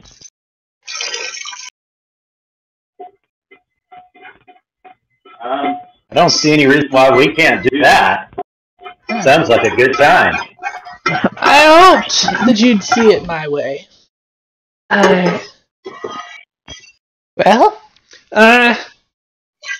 Tunnel off, So then. Is this a chance for us to have some questions answered, perhaps? If I Any can, questions you can think of? if I can provide you some information, I'd be willing. Well, for one thing, you mentioned your client that got killed. Was that a certain dwarf? Yes. Dwarvo Creel, I believe? I don't know. Some part of the Hardscrabble Collective. Yeah, Dwarf Creel, that was the guy. Yeah.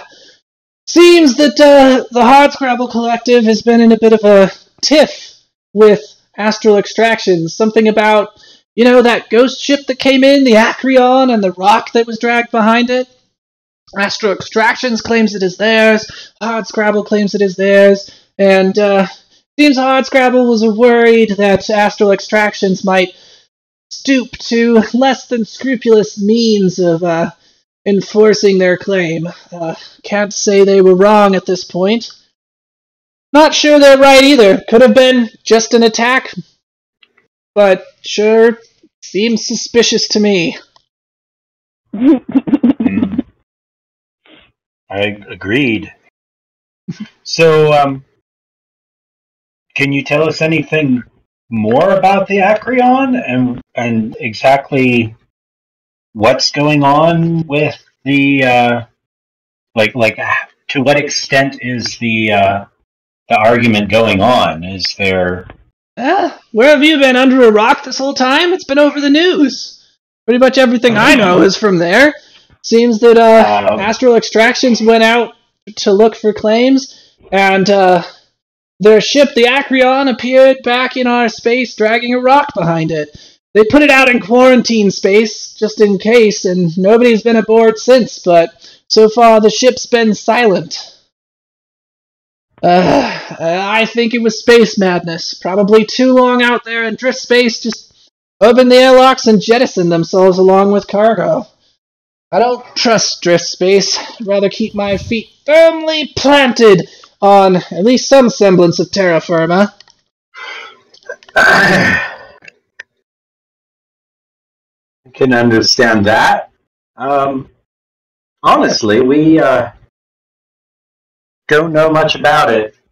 You've seen it on the news repeatedly. Oh, right. That was also the thing that you were like, I know we've heard something about the Acreon, but I don't remember what.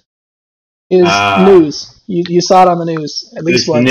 Right. It was at the casino thing, wasn't it? That we saw it on the news.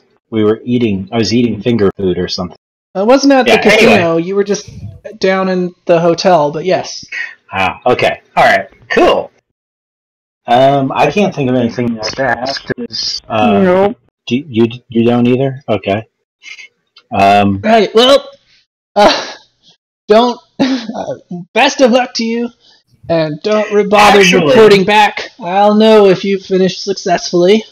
Actually, have you heard anything about a space YouTube personality disappearing? Space tube? I don't get on that. Tube. Okay. Thank you. And we'll be looking forward to meeting you again soon.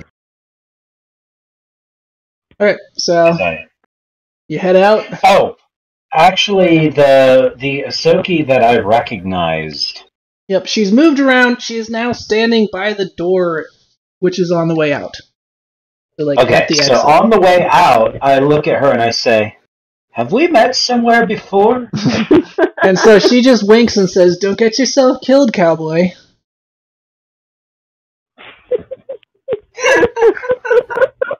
I wink back and say, no problem, ma'am. I'll be back here in one piece. So she chuckles. Oh, I look at Sparky and say, let's get out of here, pilgrim. Sparky's, so you're already out the door? Because Sparky never came in with you. Oh, okay. So yeah, as I'm Sparky's outside, arms. So I'm hoping Sparky's arms are guns. So Sparky was not allowed in. His arms are guns. Right. Okay. I didn't think of that. So anyway, yeah, I say that to Sparky as I go out the door, hoping that she hears it inside the door before the door closes, because I'm continuing to try and be cute. All right, for the hot lady. Yeah. So, Kima, you also exit, I would assume? Yep. Alright, you grab like a couple of grenades and your claw off of the table. Well, actually, Mama Fat pulls them out in a box. She didn't just leave them sitting out. That's good. Yeah. And so you grab your stuff. I start doing my thing of putting all my stuff back where it goes. And so Mama Fat goes, you've got such big weapons. Such what? Big weapons. You don't know the half of it, ma'am. Oh, Mama Fats would like to find out, though.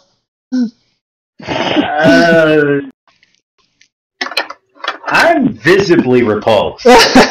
She doesn't even notice. She comes up and starts petting one of your ears. It cut out when you said what she was petting. Ears. She pet my what? Ears. She pet my Ears. Alright. Well, being someone who has a thing for having his ears petted, I seem to enjoy it, but not the person who's giving it. Yeah, she has like clammy hands. Like fat clammy hands. I jump behind Sparky and let out a little eek, and I'm like, let's get out of here. You'll be back. You'll be back. Nobody can resist Mama Fats. And she does her best, like, sexy pose, but it's not sexy. It's not sexy. Oh, dear. Alright, so you guys were given a location of a nightclub. Does anybody remember what it was? I should have written it down, but I wasn't near a writing down thing at the time. What was that, Rebecca?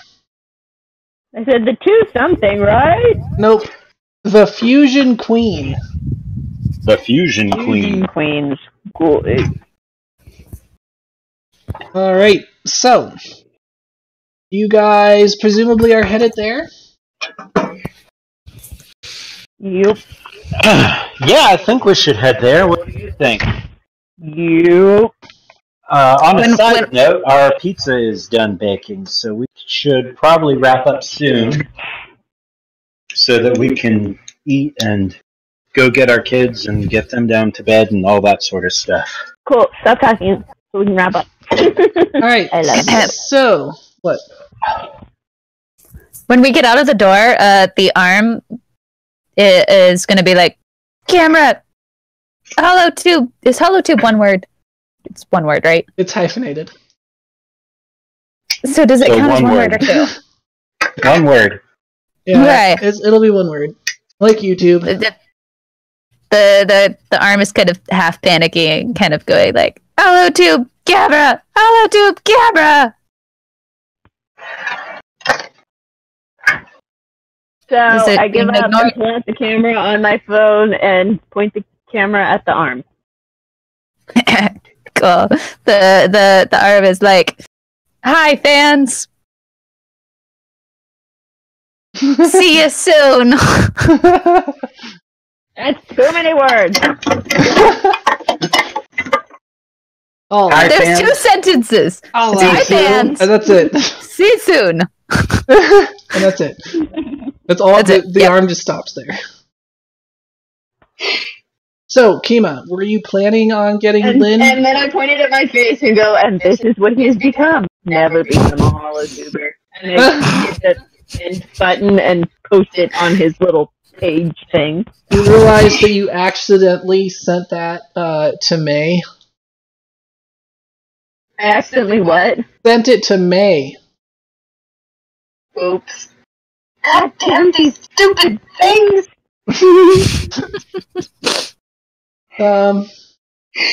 So you guys are headed straight over, or were you planning on getting Lynn first? We're going to get Lynn first. Okay. Even though this is the one that'll probably have the shooting. But hey, we don't know that. We need in and out. She can poison things, maybe. For some reason, I thought Rebecca was on a date with Lynn last episode. No, I was on a date with May. Okay, which one's May? My girlfriend. Yeah, The one that down at the bar. Oh, I thought that you and Lynn were hot for each other. Maybe I'll grab some later. I mean, I could probably get her too if I wanted. But She's mine! Actually, by this point, Rek has got his eyes set on like 3 women. And you're one of them. Me? Yeah. Why me? I don't even like you. I know, but Because you have a I pulse. think everybody likes me. You have a pulse, you're female, and you're attractive. Alright. So you guys meet up with Lynn. Kind of just like send her a spot because she was already monitoring your progress. So she kind of shows up in the place, and this is the first time you've seen her in her armor, but she's actually wearing like armor, and then over top of it she has a like a thin white cloak that she has pulled up over her head and concealing most of her armor, but you can kind of tell that she's wearing it underneath there if you're paying any attention. And then, of course, she has a giant freaking attack drone following her. So, there is that. Because unlike Sparky, who is, like, about Rex size, Butterfly is bigger than any of you. Yeah. So, she shows up and says, "Alright, so you found where you think your friend is being held?"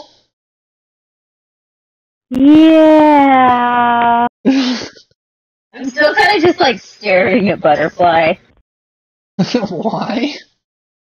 This might not have been a good idea to invite the attack drone. Womp womp. Well, I mean, the attack drone is a little bit more obvious than Sparky, but no more visibly armed and dangerous. Like I said, Sparky's arms are guns. Yeah, that's true. So, he's like, alright, so where is he? I mean, where are they? At the Fusion Queen. Is it the Fusion Queens? Queen. Just a single queen. Oh, okay. At the Fusion Queen. We need to go there. Alright. Because Rex started speaking British for some reason. Womp womp. Alright, so you guys Suddenly he's trying to look smart.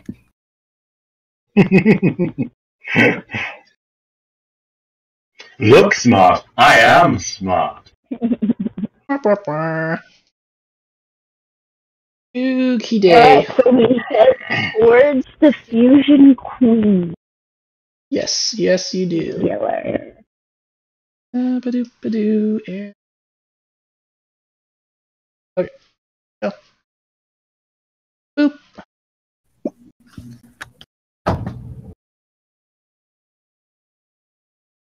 Alright.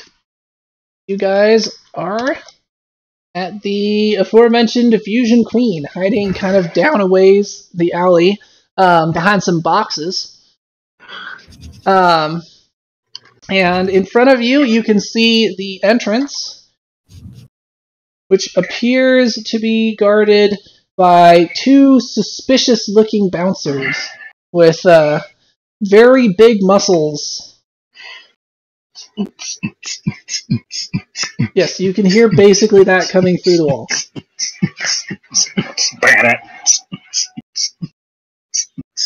Okay, wait, that's enough. Thank you. So Sparky is like, I see the door, I will go ask them to entrance. Nobody else is doing anything. The robot arm looks at the robot arm. The robot arm looks at the bouncers and is like, "Ooh, they hot." Not really. Hey, how do you know what the robot's into? Okay, ugly guys with big muscles, got it. At least maybe this portion of their consciousness. They're not all there. You have to remember, they're not all there. Sparky is about to literally just walk up and say hi to the 2 guys at the door. If someone doesn't Okay, stop him. I'm going to walk up to the guy. That doesn't sound like a good idea. Has nobody been to a bouncer bar before? It's a little bit too... I've never been to a bouncing bar before. No, I don't know anything about that. I know the list. I don't think And I know anyone you has need been to to be a on the bouncer list. bar before. I don't think anyone has been to a bouncer bar before. Anna has, apparently. No.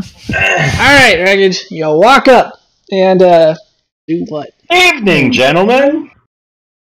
And they just like, gentlemen, right. You want in? You're gonna have to leave all that. And they points at like the gun strapped across your back and a belt with grenades and whatnot. No weapons allowed inside the bar. The club. Certainly. Do you have somewhere I can leave them? And so they kind of like open up what appears to be a like a, you know those like things for dropping a package for the mail, like one of those right here. They just point at it. I go at least make it look like I put all of my weapons in there. Okay. Are you hiding anything? Yep, in my leg. All right. You need to go look up the rules for your leg then. What are the rules for my leg?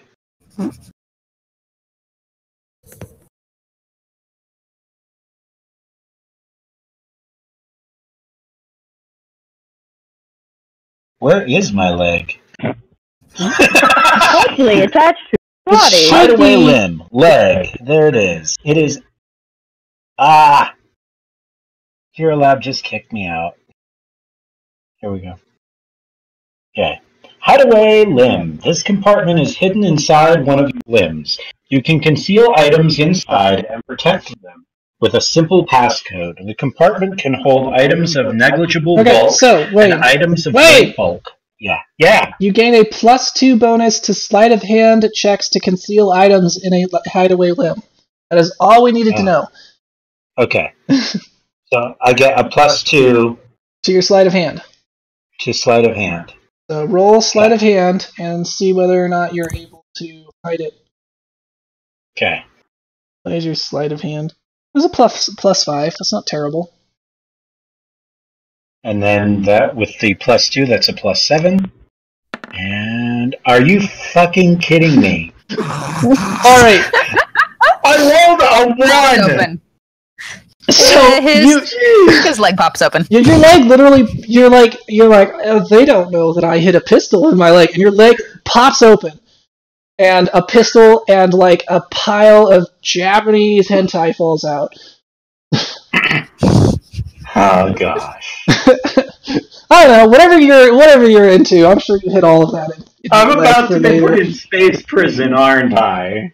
Space prison? This is a gang. More like the Hurt Locker. So the two of them grab you. The two of them grab you by your arms. Like, what do you think you're doing here? Do you think we're stupid? I'm laughing in the shadows. And they kind of like they grab you. And they take the pistol. They take the pistol out and stuff. Shove it in the compartment. And then they're just like, get out of here, you're banned! And then they just like grab you and they toss you through the air, and you are going to take...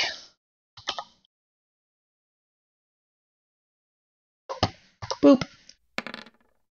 8 points of damage as you smash into a bunch of, like a wall, and then fall down into a bunch of broken glass. I'm sorry. No. So you're like over here now. Sparky, so you're just like, I don't know, they threw you into this trash, we'll say. So Sparky comes running up. Master has more boo-boos. Sparky will kiss them and make them all better, and starts bandaging and kissing your boo-boos. I just let him do it this time. How is it I can't find my hit points to add my damage? Where is it? Why am I not seeing this? Top, combat, here stamina, hit points. Remember to take it out of stamina first, then hit points. So you should be out of stamina and only 1 point into your hit points. Okay.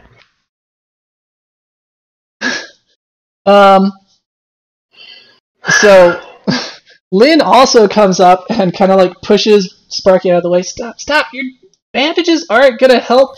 And so she pulls out like a restorative spray, and she's going to heal you for 3 hit points, and that includes stamina. So you should be full up on hit points and 2 points of stamina.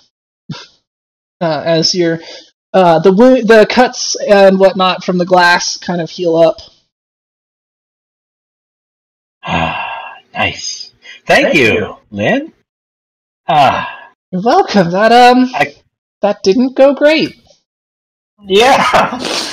So I had observed. Do you have any ideas? Don't hide a gun in your leg and then have your leg pop open. That seems wise. Stun grenade. It wasn't really intentional. But have you ever been to this place before? Here, no. What kind of girl do you think I am?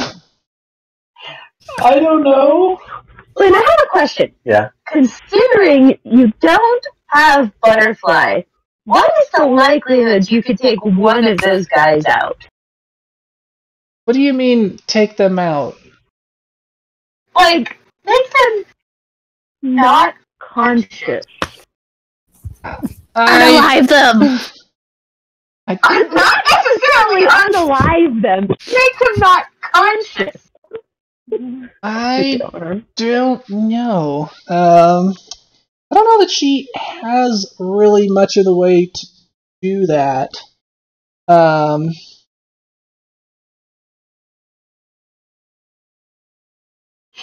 Sure, the person we brought to help is the one that can't fight. No. What is the chance that Butterfly could take them both out before they can sound the alarm? Alone? I would say 50-50. With some help, like 75%. Assuming Butterfly and I each take one out, there's a decent chance we can get through the door. Well... Alright, let's do this. 1 second. I have an idea. So, hear me out. I asked for an idea. Thing fall out of my leg. So, what if... I didn't let it What if fall. you and I... Shut up. What if you and I were to go in there, unarmed, and scope the place out? Reckon the drones can stay out here holding our weapons. And then, if we get into trouble, we can have them rush the door. Between the 3 of them, they should be able to get through the 2 guards if needed, and bring our weapons to us. That sounds like a good plan. Alright. So,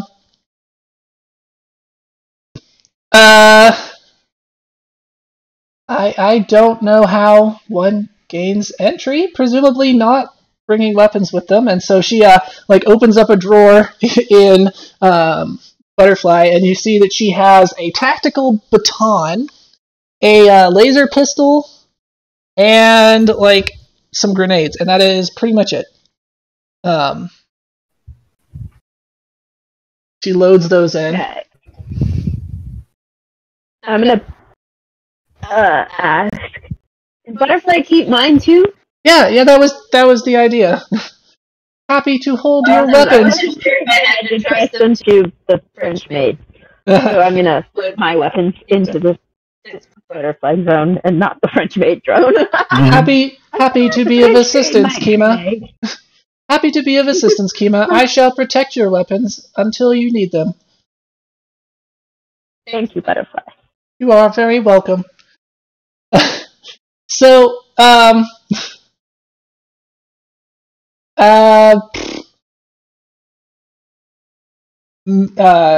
Lynn takes her hood back, and pulls her cloak behind her shoulders, and even though she is wearing armor, it's Lashunta fiber weave, or whatever it's called. Where is it? Ooh. Lashunta temp weave. So it's very form-fitting and really just looks more like a fashion statement than armor. So she doesn't completely stand out. So as she does this, Rek just like is trying his hardest to hide a boner.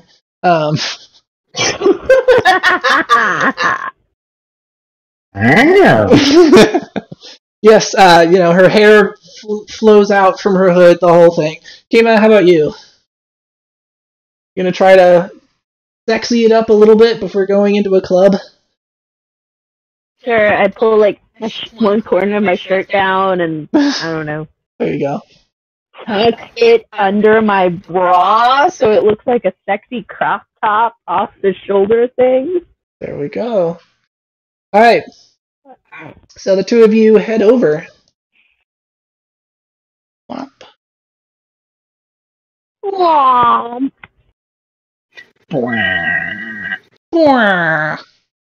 Are you over, Rebecca? You coming? You just like standing I'm over trying there. to find me. I was way off the screen. There we go. This is me. I know. Now that I've scrolled, I can see it. Boo, boo, boo, boo, boo, boo. Not right in the dice. Okay, so we head over together. Okay. Lynn is like trying to look sexy, and it's not really working. She doesn't know how to do the sexy pose. She's like trying to do like the whole walk and the like hand on the hip thing, but she's clearly not practiced at this. How good am I at the sexy walk, though? This is the question. I would imagine quite. Yep. Okay, so I'm gonna like link my arm first. I think your mic just dropped or something. Behind me? There we go, I can hear you again. Sorry, your mic dropped there for a bit, so if you could repeat that. hang on. Ow, it's very loud. Yeah. Alright, for some reason my headphones just restarted. Okay, so... Might be getting low on battery. It hasn't said that. Anyway, Okay. so I've got I kind of link arms with her and bring her up with me. Okay. So, like, even if she's not very good at it, like, I can kind of, like, bounce my hip on hers or whatever. There you go. And as we walk up, I'm gonna kind of smile at the guys and be like, we heard this was the place to come to have a good time. Oh, you heard right.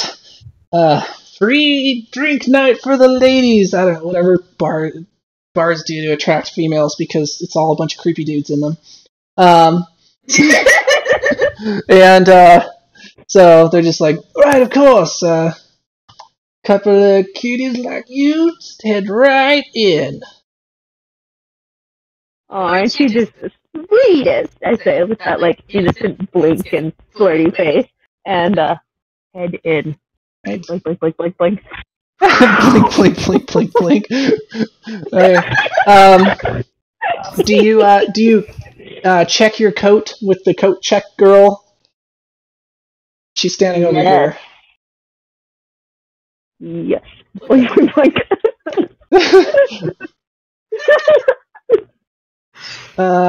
Yeah, so you guys hand over your coats, the coat check girl takes them and puts them back in the room, through the door there. So, real quick, I believe there is a description of this place. Here we go. So, the dimly lit interior of the nightclub is filled with the press of sweaty bodies, a haze of narcotic smoke, and the pounding beat and ululating vocals of background music, blaring from the main stage in the northeast corner of the room. A sinuous bar winds around the northwest corner, so top left, offering a variety of drinks and drugs for purchase. Booths line the south wall of the club facing the main stage in the northeast corner and the crowded dance floor beneath it. Gyrating dancers stand atop 4 smaller stages scattered around the club, one behind the bar, one in the center of the room, and 2 flanking the main stage. Wide double doors marked staff are the only exit to the west. So, here is the exit, the double doors that were mentioned. Here's the bar over here, and the super legit looking barkeep. dancer behind the stage, another dancer in the middle here, and here, and here. Main stage is here. Booths are down here. Okay. There's a room in the upper left-hand corner that we can see, if we're not supposed to see that yet. Meh. Okay. So All I right. take Lynn to the bar and order 2 space galaxies? I don't know. Some really girly drink. Okay. So he's like, right, of course, have them right up for you. So 2 space galaxies. And comes out. It's a fruity, shiny drink made of like, I don't know, glowing liquids. Crap. So you get a bloop on your communicator. Alright, I look at my communicator. Alright, it is a message from May, and it says, "What are you doing here?"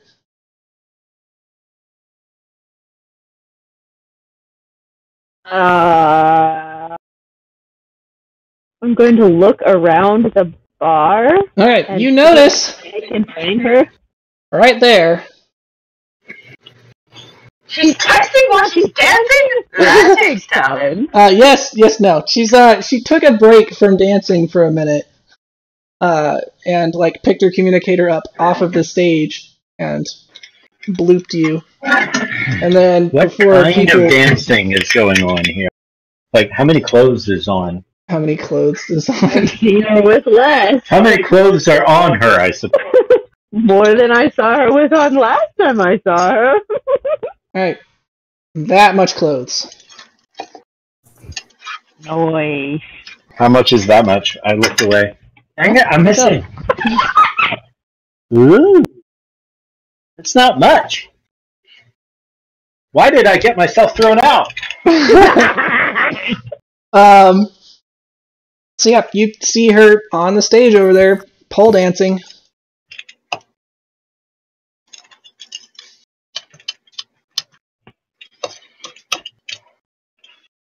So I'm gonna take Lynn over there and have her drink.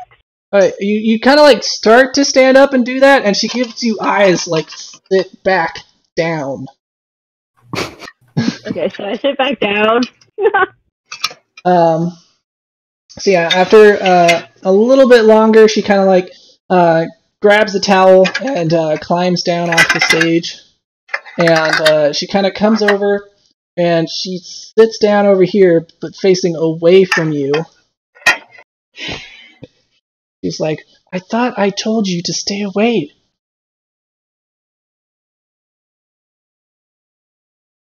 I didn't come here first. Does that count for anything? Look, the Downside Kings, and she's doing this like pretending to not talk to you, of course. And So I'm she's, obviously doing the same thing. yeah, like the Downside Kings are dangerous. I told you not to stay away from them. You don't know how much trouble you could be in. Listen, think your friend has been kidnapped by these people.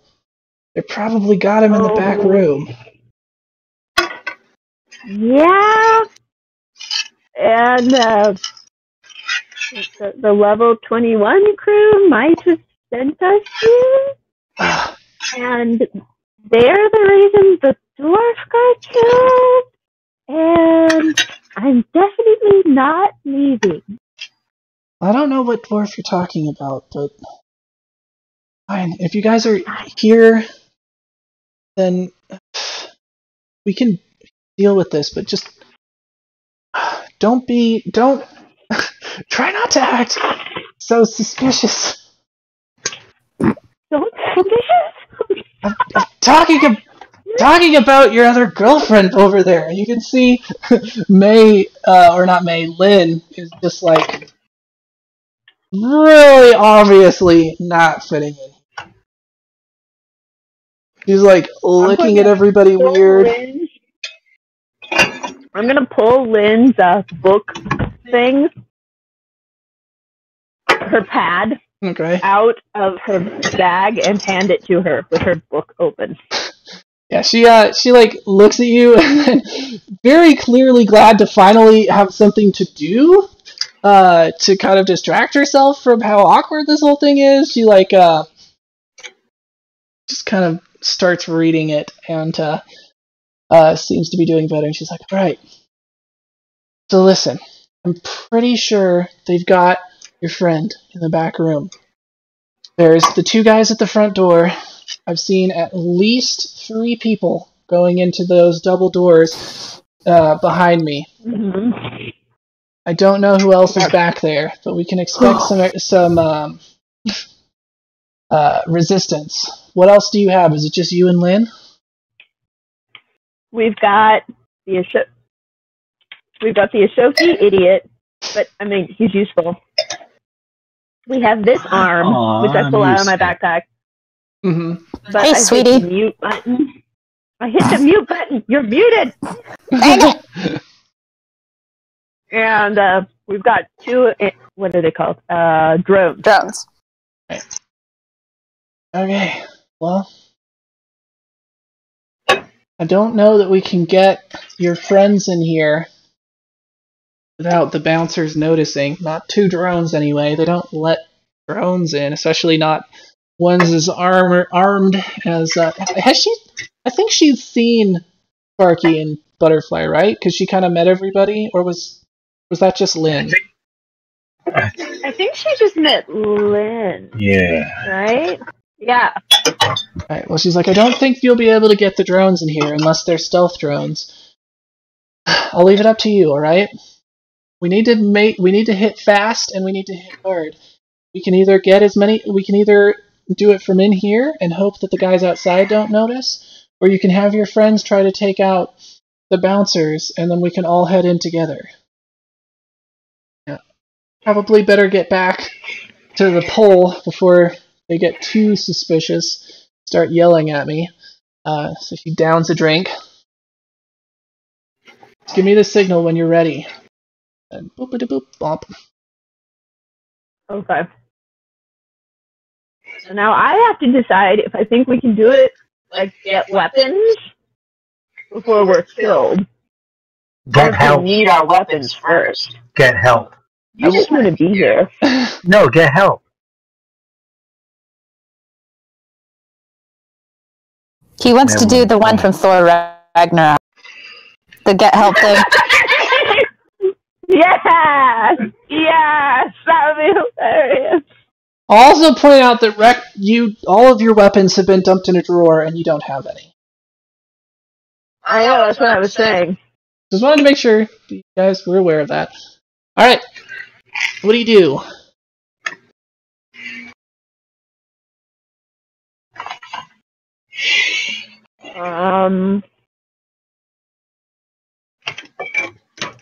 She's distracted by her girlfriend's booty on dance pole. Definitely. I'm thinking. This is very therapeutic to my thinking.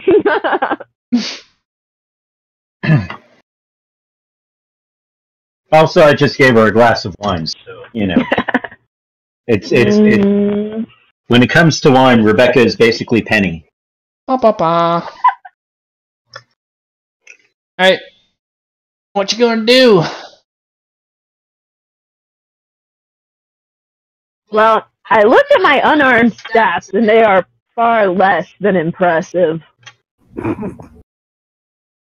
Yeah, I think you already established that you did like 1d3 minus 1 or something terrible when you were going to punch Ronald Rump.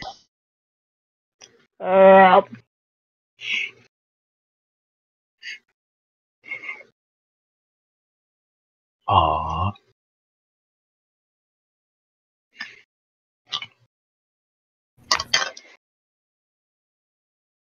So, I'm going to message Rec So they get in here quick and fast and as quiet as possible. Hi, Rick. As quiet You've as been messaged. possible. Rex throws a sticky bomb at one of the bouncers. Sticky bomb. Your sticky bombs are in a drawer. I know, I was being silly. But she said to be quiet as possible, and then it, Yep. So, what are you doing? Oh, dang it. Rex doesn't have any weapons. He just has 2 drones. I just have 2 drones. Yeah, well, to be fair, that's actually most of Rex's weapons. Like, Sparky is a more effective fighter than Rex is. Yep.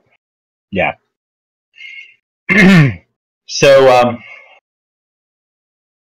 could I just have each drone shoot one of the bouncers with, like, a silenced weapon? A silenced weapon. No, they do not have silenced weapons, but you could have them shoot the bouncers.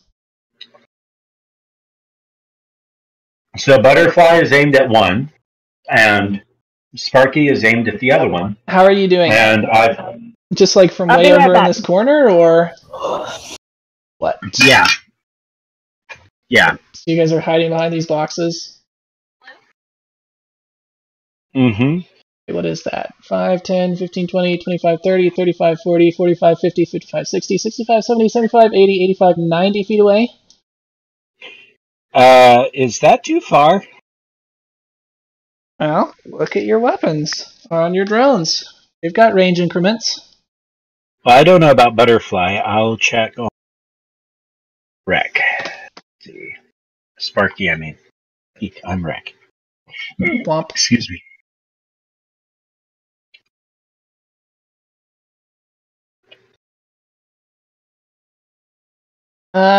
So Butterfly is fine. She's got a range of 120 feet. So does Sparky. Alright, then they're good to go. Alright.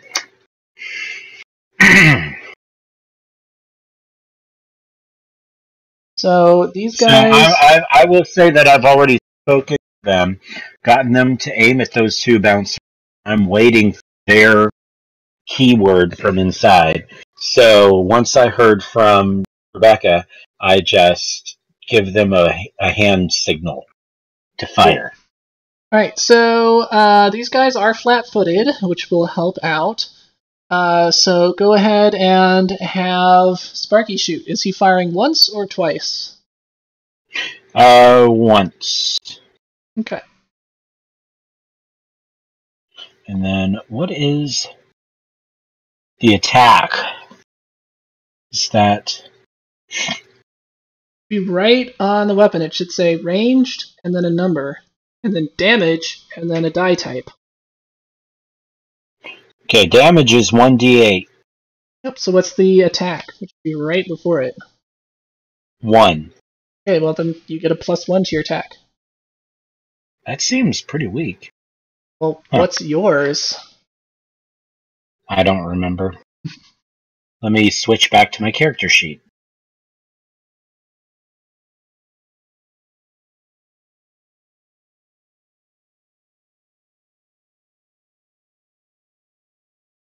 You have a +4 on your pistol.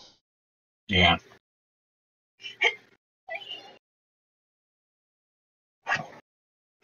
Oh, I might have been looking at the right spot on Spark. Hang on. Here. Okay, so it's +2. Cool.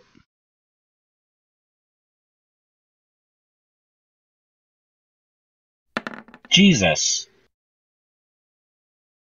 Oh, okay. I thought I rolled the 1 again. I was like, yeah. No, you No. rolled a nat 20. Exactly. So you should have another thing after it that says, like, burn 1d6 or something like that. That's your critical effect. What is the critical effect on your weapon? Burn 1d6. Alright, so you're going to be doing your damage and 1d6 points of burn damage. Okay.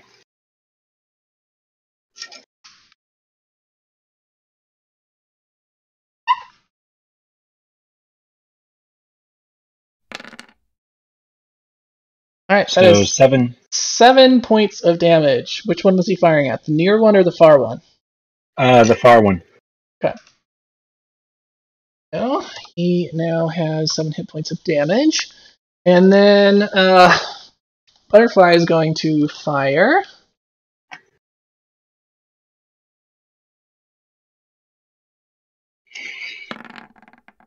Great. Luckily, these guys are flat-footed, so that is actually enough to hit. Actually, that would be enough even if they weren't flat-footed.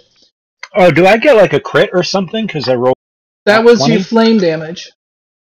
Oh, okay.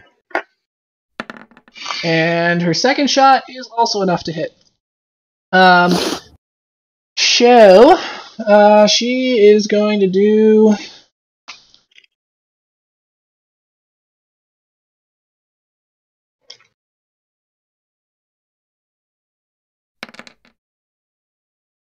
nine damage to this guy,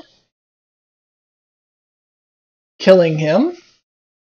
And then she's going to do 10 damage to this other guy,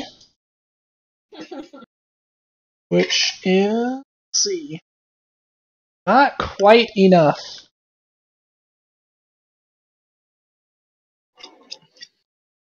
Alright, I'm gonna... Can I go ahead and shoot at the guy that's left? Yes, with your finger guns. Pew pew, pew pew. Alright, right. Well, Sparky still could fire another shot. No, you have to do a full round action to shoot twice. Oh, okay. Alright, so this one guy is dead. Other guy is still alive. Now we go into actual rotation. So, everyone involved, go ahead and give me an initiative check.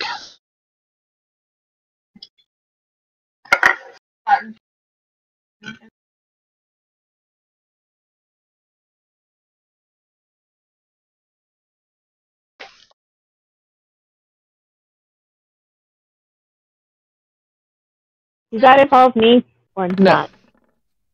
There's mine. Okay. Unless you've somehow involved yourself in the fight. Cool. So, Oh no, that's Sparky's.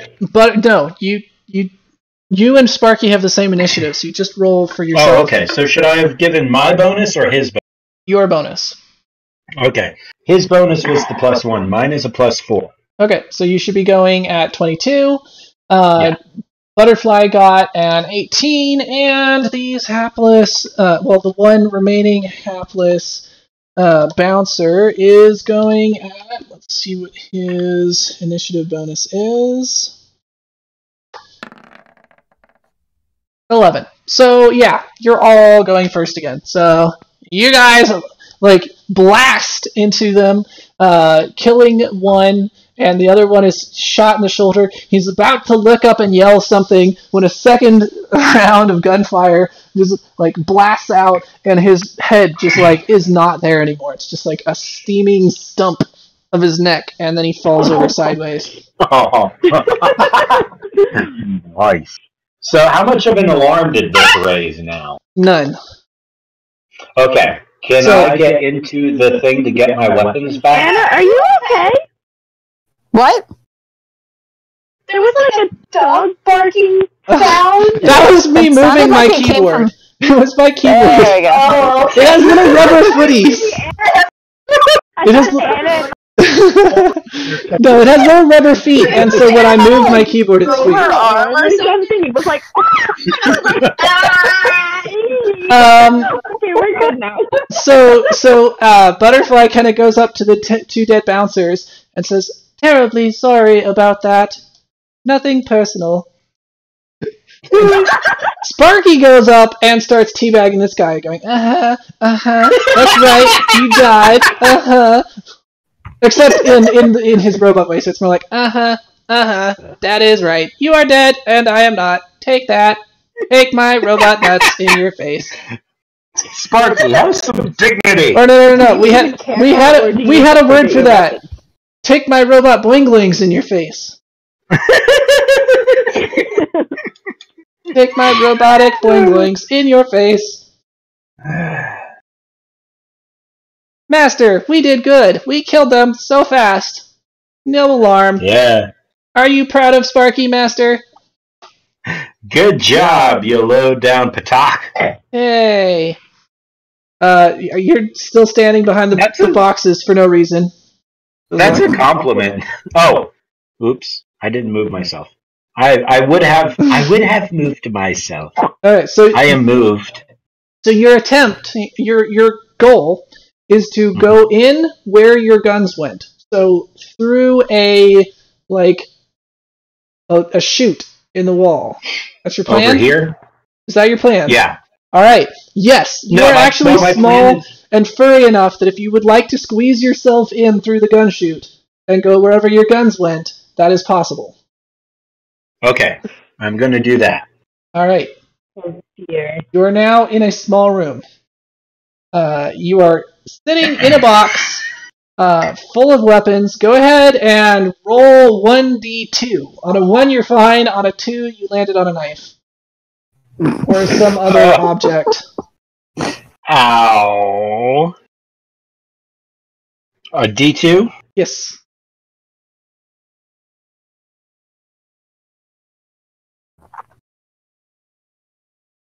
Alright, you're fine. Yay! You got lucky. Can I roll a perception to see what kinds of weapons that are not mine that I might be able to take? Pretty much just all crap. Oh, okay. Well, I get mine. Okay. So all my weapons are back. And is there any exit in here? Yes, there is a door right here. Okay. And I listen at the door to see if I can hear what's going on outside. Okay. You hear loud music and dancing and people laughing. Alright. So I assume that's a way in. I think you're in the coat room. So I'm going to open the door and act Just natural. a crack or a lot? Do you peek out or just walk out? Okay, I'll open it and peek out. Like a crack. You're peeking out.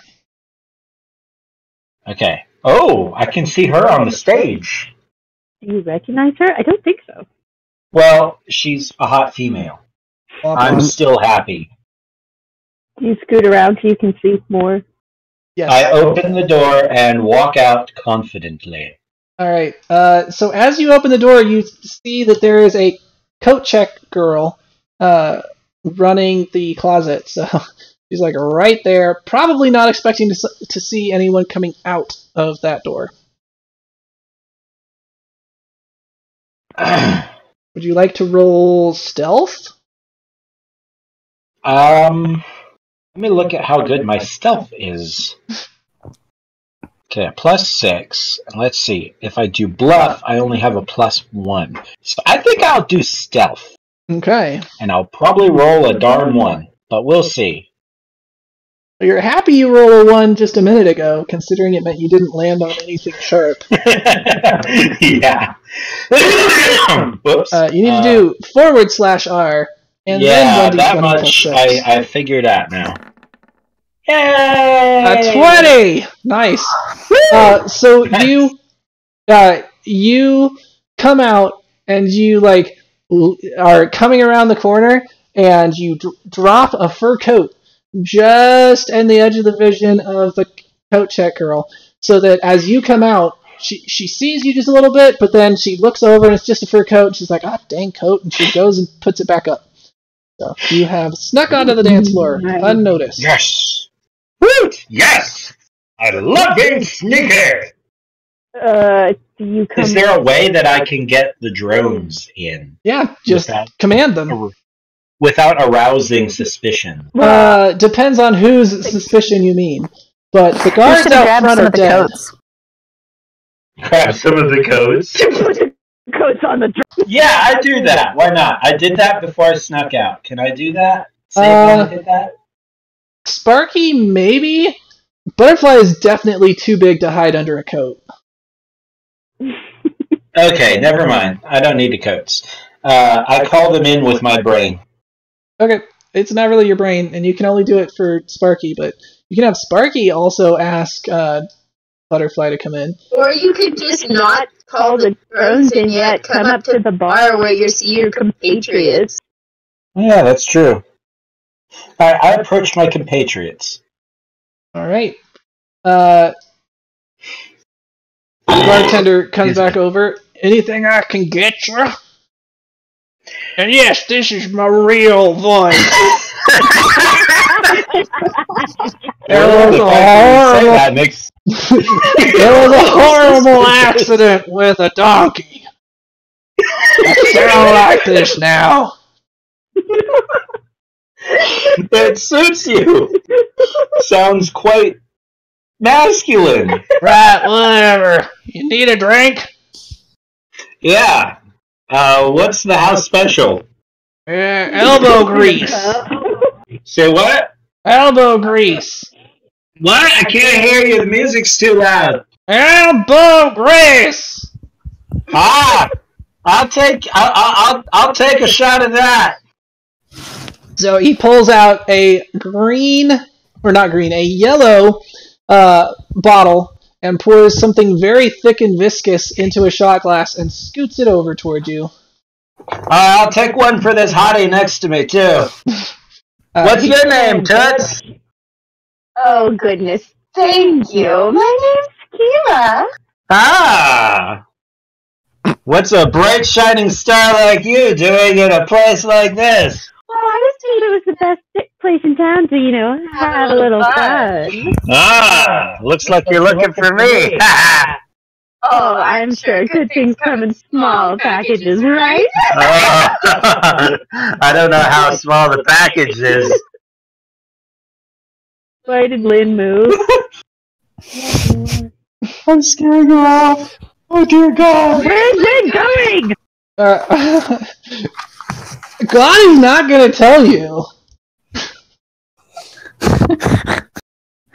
What? God isn't going to tell you. If you want to find out, you're going to have to... You'll have to excuse me. So I'm going to go chase Lynn. Is she still on her pad? Yeah. I'll, grab her arm. I follow them. And be like, where are you going? She kind of looks up at you and is like, oh, I was going? I hadn't realized, nowhere? So we're going to go sit down at the food bar thing. And she kind of looks up. She looks up and like,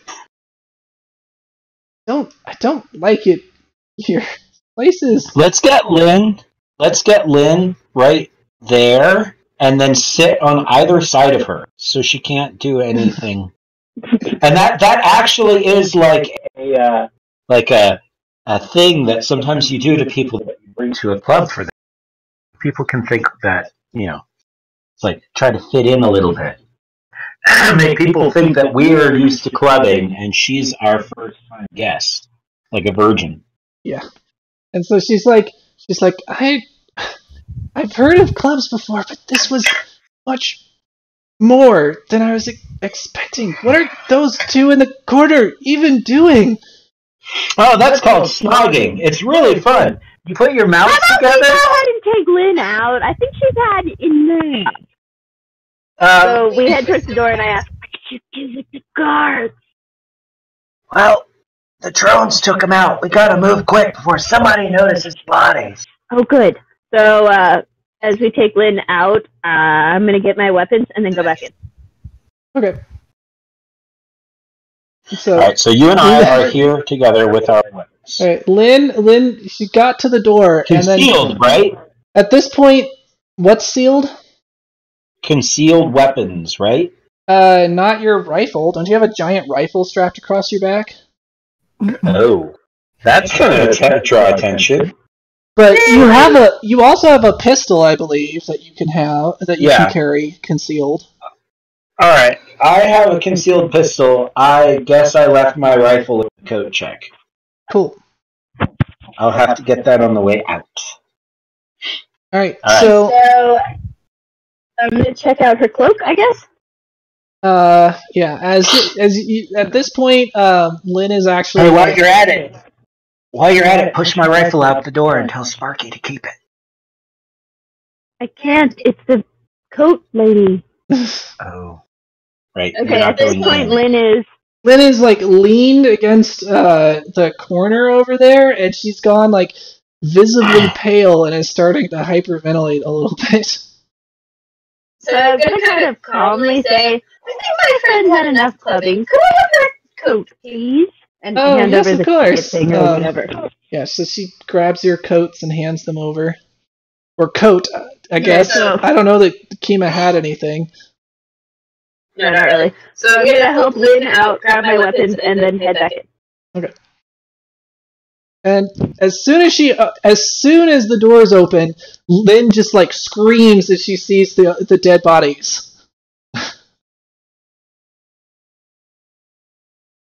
I'm glad to be outside, but it's not that exciting. And the coat check girl looks over, hearing the scream, and also sees the dead body.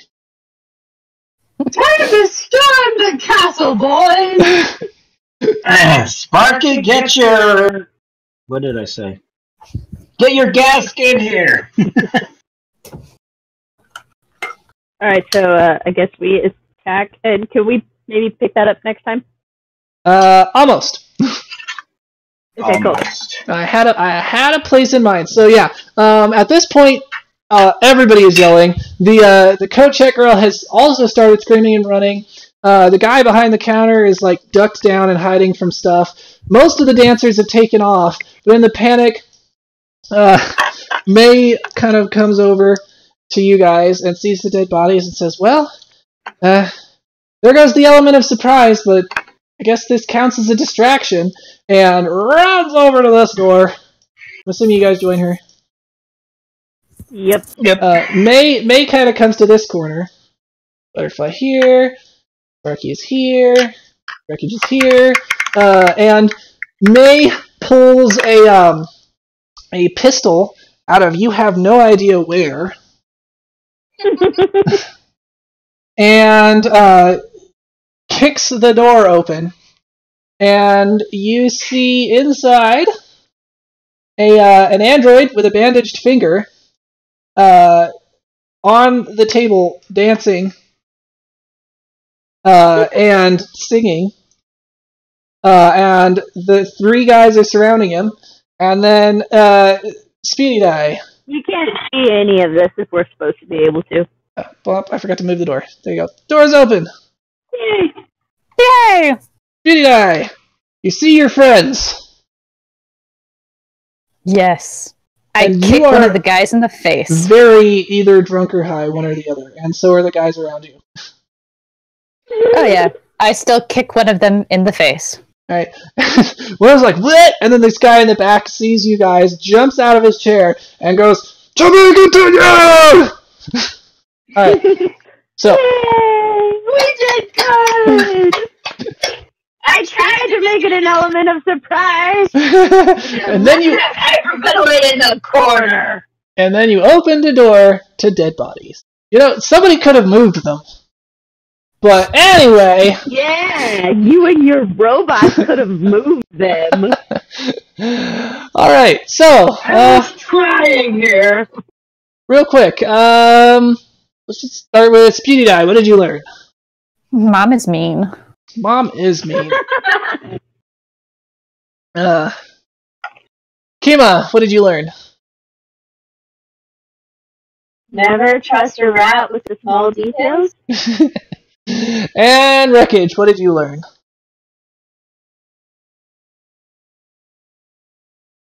That you're adorably small and you can fit through small doors. Well, I mean, it needs to be big enough for weapons to go through, and Ahsoki are especially talented when it comes to squeezing through small holes. So, I learned that. I learned that as useless as Sparky seems to be sometimes, he's not all bad. And some of his stupidity is just a reflection of the one who built him. So, you know, he deserves a little slack. Alright, sounds good. Well, thanks everybody for joining me, and I will see you guys next time. Bye! Bye! Bye!